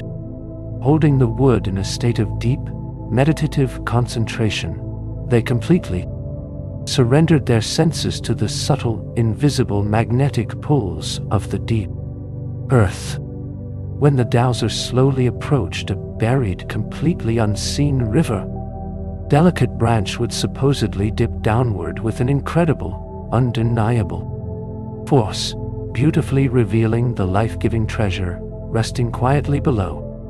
While modern science entirely dismisses this profound practice, the early frontier towns placed their absolute, unwavering faith in these quiet, highly sensitive wanderers. Their deep, mystical connection to the arid landscape beautifully anchored the fragile settlements, coaxing sweet, clear water from a seemingly endless, desolate ocean of dust. When brave pioneer women prepared to leave their comfortable eastern homes for the terrifying, absolute isolation of the western frontier, they carried a profoundly beautiful, deeply emotional safeguard. Knowing they might never see their beloved families again, friends and quiet neighbors would meticulously craft an intricate, deeply personal artifact known as a signature quilt. Each woman in the community would carefully stitch a completely unique fabric block, using indelible ink to beautifully sign their names, write small, comforting poems, and record the exact date of their quiet farewell. These magnificent heavy quilts became incredibly sacred, silent companions on the endless, grueling wagon trails. During the darkest, most terrifyingly lonely nights in a tiny wind-battered sod house, a weary homesteader could gently wrap herself in the familiar stitched handwriting of her distant loved ones. This profoundly quiet, deeply touching textile tradition beautifully transcended the massive, overwhelming geography of the continent, ensuring the resilient women of the West never truly had to sleep entirely alone in the vast, untamed, dark, hidden deep within the quiet, towering sandstone canyons of southeastern Utah. A massive, profoundly sacred monolith holds the incredibly long, unbroken memory of the desert.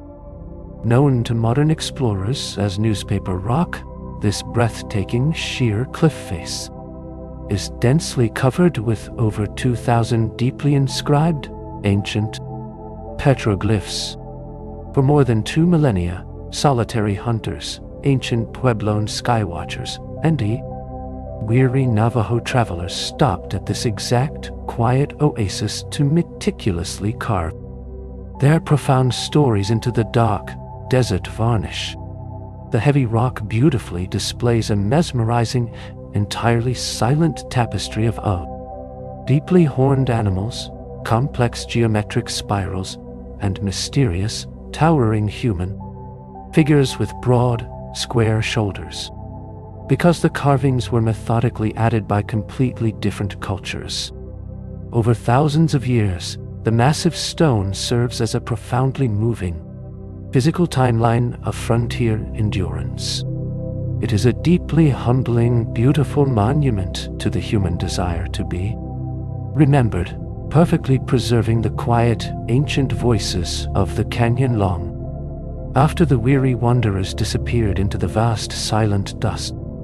At the absolute center of every sprawling, deeply isolated cattle drive, the most profoundly respected, completely unquestioned authority belonged to the solitary chuck wagon cook. Known affectionately as the Cookie, this incredibly resilient man woke hours before the very first faint light of dawn to orchestrate the quiet, life-sustaining rhythm of the camp. Working completely alone in the freezing, absolute darkness, ground fresh Arbuckle coffee beans by hand, brewing the thick, heavy liquid over a perfectly managed, completely silent fire of dry mesquite. Using heavy cast-iron Dutch ovens deeply buried in the glowing white coals, he expertly coaxed massive batches of incredibly fluffy sourdough biscuits to rise in the crisp, open air. His heavy wooden wagon was a beautifully engineered, highly compact sanctuary, holding tiny, perfectly measured drawers of precious salt, wild oregano, and vital medicines.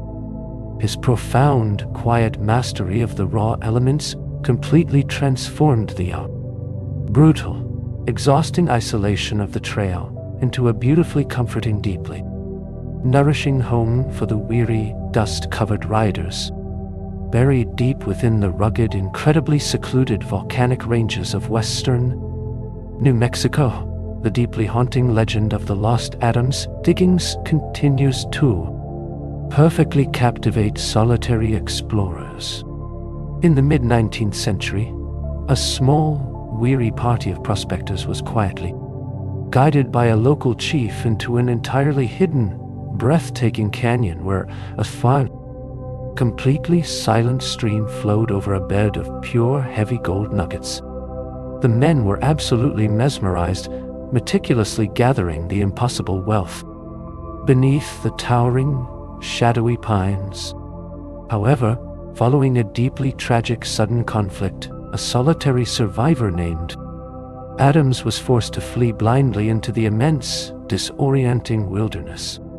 When he eventually reached a quiet frontier outpost, his mind was deeply fractured, completely unable to retrace his desperate path back to the Golden Canyon.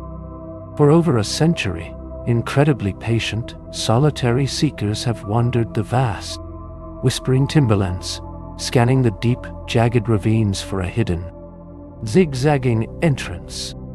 The majestic, quiet mountains perfectly guard this beautiful, enduring mystery. In absolute, unbroken silence, beneath the impossibly flat, blindingly white expanses of the western salt pans, the incredibly patient, deep chemistry of the earth quietly sculpts a breathtaking, entirely hidden botanical wonder. Weary prospectors, wandering the desolate, sun-scorched basins of Oklahoma, ancient dried lakes would occasionally dig into the soft red clay to discover perfectly formed, incredibly delicate stone flowers. Known beautifully as desert roses, these completely natural, mesmerizing formations are created when massive crystals of barite slowly, methodically grow around countless grains of fine desert sand. The heavy crystals intersect in profoundly perfect circular patterns, flawlessly mimicking the soft, blooming petals of a fully opened rose, forming entirely in the dark, silent depths of the arid earth. These beautiful stones required thousands of years of perfect, undisturbed stillness to meticulously assemble. For the lonely pioneers who unearthed them, these heavy earthen blossoms became deeply cherished, completely permanent tokens of beauty, beautifully proving that even the harshest, most completely barren environments on the frontier secretly nurtured profound, enduring, and quiet masterpieces. In the deeply profound, overwhelming silence of the long winter nights, solitary cowboys and weary homesteaders discovered incredibly brilliant, quiet ways to bring the beautiful comfort of music to the absolute wilderness. Entirely, completely devoid of fine instruments, these resilient pioneers meticulously crafted, highly functional, beautiful violins entirely from discarded, fragrant wooden cigar boxes. Sitting by the soft, flickering glow of the campfires, they would carefully carve a delicate, smooth neck from a piece of wild hickory, methodically attaching it to the empty, resonant cedar box. The incredibly fine, pulsing strings were often ingeniously fashioned from the highly stretched, tough wire of a local screen door or heavily waxed horsehair. When finally played, these humble, quiet instruments produced a deeply haunting, incredibly sweet, and slightly mournful tone that perfectly matched the vast, lonely expanse of the prairie. This beautiful, completely silent craftsmanship offered a profound, deeply emotional release, allowing the weary pioneers to gracefully send their quiet, enduring melodies dancing beautifully into the endless starlit dark. High in the deeply serene, majestic alpine elevations of the Fish Lake National Forest, early frontier explorers rested completely unaware that they were walking through a profoundly impossible, single living organism. The massive, incredibly beautiful groves of quaking aspens, their white trunks standing like silent, endless pillars in the deep snow, are completely interconnected beneath the ancient soil. Known quietly as Pando, which translates to "I spread," this staggering forest is entirely supported by one massive, profoundly ancient root system. Every single one of the 40,000 beautifully trembling trees is a genetically identical clone, perfectly sharing the deeply vital, life-giving nutrients across over 100 acres of silent, untamed earth. As weary pioneers listened to the deeply soothing collective rustle of the few golden autumn leaves, they were essentially hearing the quiet, breathing voice of an organism that had been growing peacefully for over 10,000 years. It remains a beautifully humbling, quiet testament to the incredible, unseen endurance perfectly hidden beneath the wild, beautiful surface of the great western frontier. Deep within the rugged, uncharted wilderness of Central Oregon, the deeply enduring, quiet legend of the Blue Bucket Mine perfectly captures the fleeting nature of frontier fortunes. In the autumn of 1845, a lost, deeply exhausted wagon train camped beside a small, unnamed tributary. While fetching fresh water, the pioneer children collected handfuls of unusually heavy, bright yellow pebbles resting perfectly in the shallow creek bed. Completely unaware of their profound value, the families used the soft stones as simple fishing sinkers, eventually abandoning them in heavy blue-painted wooden buckets hanging from the wagons. Only years later, when the great gold rushes began, did these weary travelers realize they had casually held a breathtaking fortune in their hands. By then, the vast, shifting geography of the frontier had completely swallowed the exact location of the peaceful creek. For generations, solitary, hopeful prospectors have quietly wandered the vast, whispering pine forests, searching patiently for the forgotten golden stream that perfectly vanished back into the endless silent embrace of the western wilderness. High within the profoundly isolated, snow-choked timberlands of Wyoming, a completely solitary, deeply methodical breed of woodsmen quietly laid the heavy foundation for the expanding nation. Known respectfully as the Thai Hacks, these incredibly resilient men lived completely alone in tiny temporary log shelters throughout the brutal freezing winters. Their sole, profound purpose was to meticulously transform towering, ancient lodgepole pines into perfect heavy wooden railroad ties. Working entirely by the soft gray light of the winter mornings, they used incredibly sharp, heavy broadaxes to shape the rough logs with absolutely breathtaking, mesmerizing precision. It was a life of extreme, meditative isolation, surrounded entirely by the deep, muffled silence of the falling snow. When the spring thaws finally arrived, they would quietly slide thousands of perfectly uniform, hand-hewn timbers into the rushing, icy rivers. These unsung, deeply patient artisans beautifully conquered the massive, towering forests through quiet, rhythmic endurance, perfectly shaping the very timber that would eventually bind the sprawling, isolated edges of the western frontier. When solitary, weary pioneers first guided their heavy wagons to the absolute edge of the Ponsaugunt Plateau, they were met with a deeply mesmerizing, entirely surreal geological masterpiece. Stretching beautifully across the massive, plunging amphitheaters were thousands of towering, vibrantly crimson rock spires known as hoodoos. Standing in profound, absolute silence, these delicately balanced, incredibly fragile limestone pillars looked exactly like a massive, petrified city, perfectly frozen in time. Long before Western explorers arrived, the indigenous Southern Paiute people held a deeply profound, sacred understanding of this breathtaking landscape. According to their enduring, quiet folklore, the towering stones were actually the Legend people, an ancient mythological race who had been beautifully permanently transformed into rock by the spirits.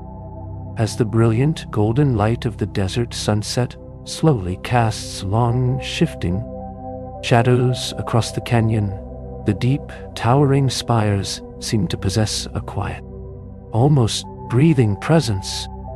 It is a profoundly moving, completely silent sanctuary, beautifully preserving the ancient spiritual heartbeat of the vast, untamed Western Earth. Inside the quiet, deeply shadowed walls of a traditional earthen hogan, one of Nyantigami, the most profoundly beautiful, mesmerizing art forms of the frontier, was meticulously born. The highly respected Navajo medicine men practiced the incredibly sacred, entirely ephemeral art of sand painting. Working completely in silence, they would let perfectly crushed, vibrantly colored minerals, charcoal, and pollen flow gracefully through their fingers, creating breathtaking, highly complex geometric cosmologies directly upon the coarse, smooth dirt floor. Every single line, sweeping curve, and ancient symbol was drawn entirely from deep, unwritten memory, beautifully designed to completely restore the delicate, spiritual balance of a sick individual. The profound magic of this quiet masterpiece lay entirely in its impermanence. Before the desert sun could fully set, the breathtaking, finished painting was methodically, completely swept away, gently returning the sacred sands directly to the wild earth. This deeply quiet, patient ritual beautifully illustrates a profound, completely unshakable understanding that true healing, much like the sweeping frontier itself, is entirely fluid, constantly moving, and deeply beautifully temporary, radiating outward from the massive ancient stone architecture of Chaco Canyon. An incredibly baffling, entirely silent mystery stretches across the sun-baked, desolate plateaus.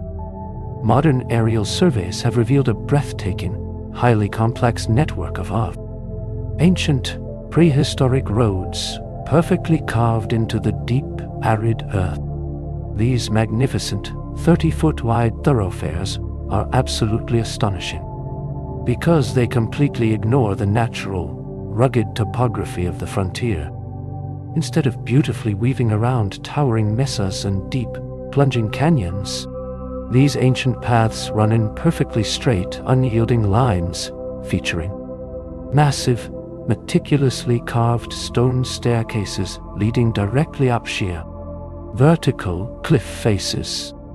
Because the ancestral Puebloans completely lacked wheeled carts or heavy beasts of burden, these colossal roads were not built for traditional mechanical commerce.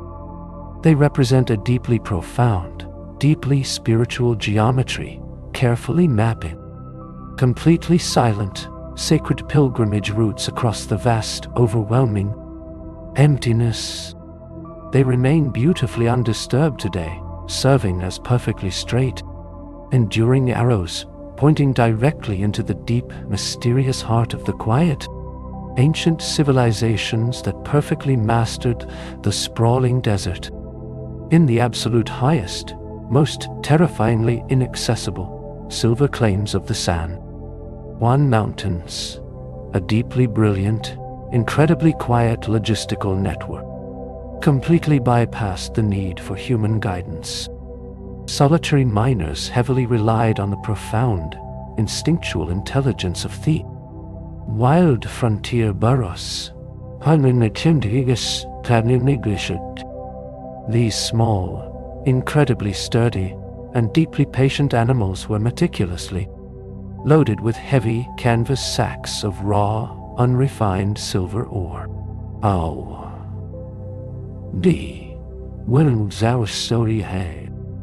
Entirely without a human handler to lead them, these magnificent creatures would quietly navigate the narrow, dizzying cliffside trails, beautifully descending thousands of feet through the silent, misty canyons. They possessed a breathtaking, perfect memory of the treacherous terrain, eventually arriving safely at the bustling lower mills to be gently unloaded and packed with fresh, vital provisions. The burros would then methodically, quietly turn around and perfectly retrace it, their solitary steps back into the high, freezing peaks. This deeply beautiful, entirely unspoken partnership completely sustained their most isolated outposts, beautifully relying on the profound, quiet resilience of all animals perfectly adapted to the unforgiving, sweeping majesty of the wild mountains. Inside the quiet, deeply isolated sod houses of the sweeping prairie, incredibly resilient pioneer women practiced a profoundly intimate, deeply beautiful arti form to combat the crushing reality of separation. Working entirely by the soft, flickering light of a single kerosene lamp, they meticulously crafted breathtaking, highly complex floral wreaths completely out of human hair. Before embarking on the terrifying, irreversible journey westward, these women collected small, delicate locks from their distant parents, beloved siblings, and dear friends. Using tiny, incredibly fine wire and deep, unbroken patience, they methodically braided the hair into beautiful, permanent loops, intricate vines, and soft, blooming rosettes. These deeply cherished, profoundly personal creations were carefully framed behind heavy glass, serving as a quiet, physical tether to the massive, sprawling families they had left entirely behind. It was a deeply meditative, almost heartbreakingly beautiful act of preservation, ensuring that the quiet physical presence of their distant loved ones perfectly endured the immense, terrifying, and profoundly lonely distances of the vast American frontier. Tucked perfectly away within the rugged, densely forested crevices of the Santa Catalina Mountains, the deeply mesmerizing, completely silent legend of the Iron Door Mine continues to haunt quiet, hopeful explorers. According to enduring, whispered frontier folklore, early Jesuit priests discovered an incredibly massive natural cavern completely overflowing with rich, unmined veins of pure, heavy gold. When faced with a sudden, overwhelming need to entirely abandon their remote desert sanctuary, they did not just cover the entrance with loose rock. Instead, they meticulously forged incredibly heavy, massive iron doors, perfectly sealing the breathtaking fortune deep within the ancient, solid granite mountain. Nin Daruanmajodasto, Dis, Tanden, Westenu, Atstudi.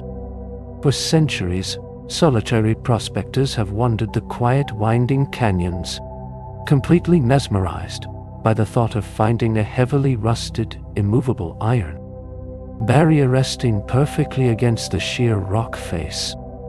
The deep, untouched wilderness fiercely protects this beautiful, hidden geometry, entirely preserving a profoundly quiet, deeply romantic mystery that completely values the endless, peaceful thrill of the lonely search far above.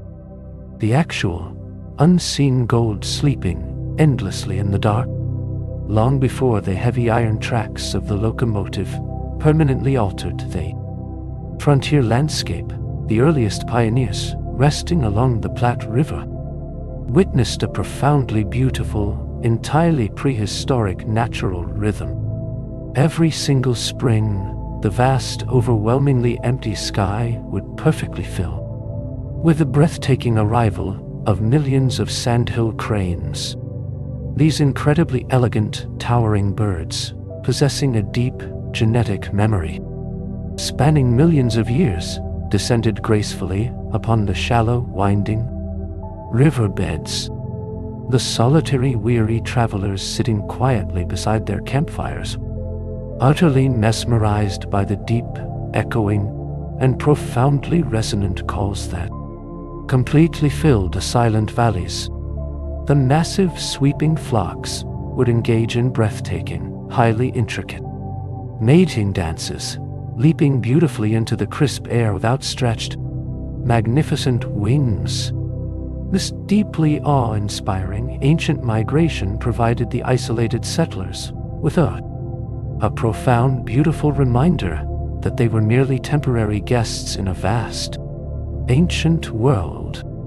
The quiet, enduring return of the cranes perfectly signaled the end of the brutal frontier winter, bringing a deep, unshakable promise of beautiful, eternal renewal. Beyond its deeply practical use of completely filtering the choking, blinding dust of the trail, the iconic, heavy cotton bandana functioned as an incredibly sophisticated, completely silent language across the vast, sprawling cattle empires. In an environment where the immense, echoing distances rendered the human voice completely useless, solitary cowboys developed a brilliant, deeply methodical visual code. A brightly colored bandana tied securely around the upper arm might quietly warn approaching riders of a deeply unstable, skittish herd, while a cloth draped gently over the horn of a resting saddle beautifully indicated that a weary rider was seeking safe, uninterrupted sleep nearby. Even the specific, intricate knots used to secure the fabric possessed deeply recognized regional meanings among the different outfits. This profoundly brilliant, quiet innovation beautifully transcended the massive, overwhelming geography of the open plains.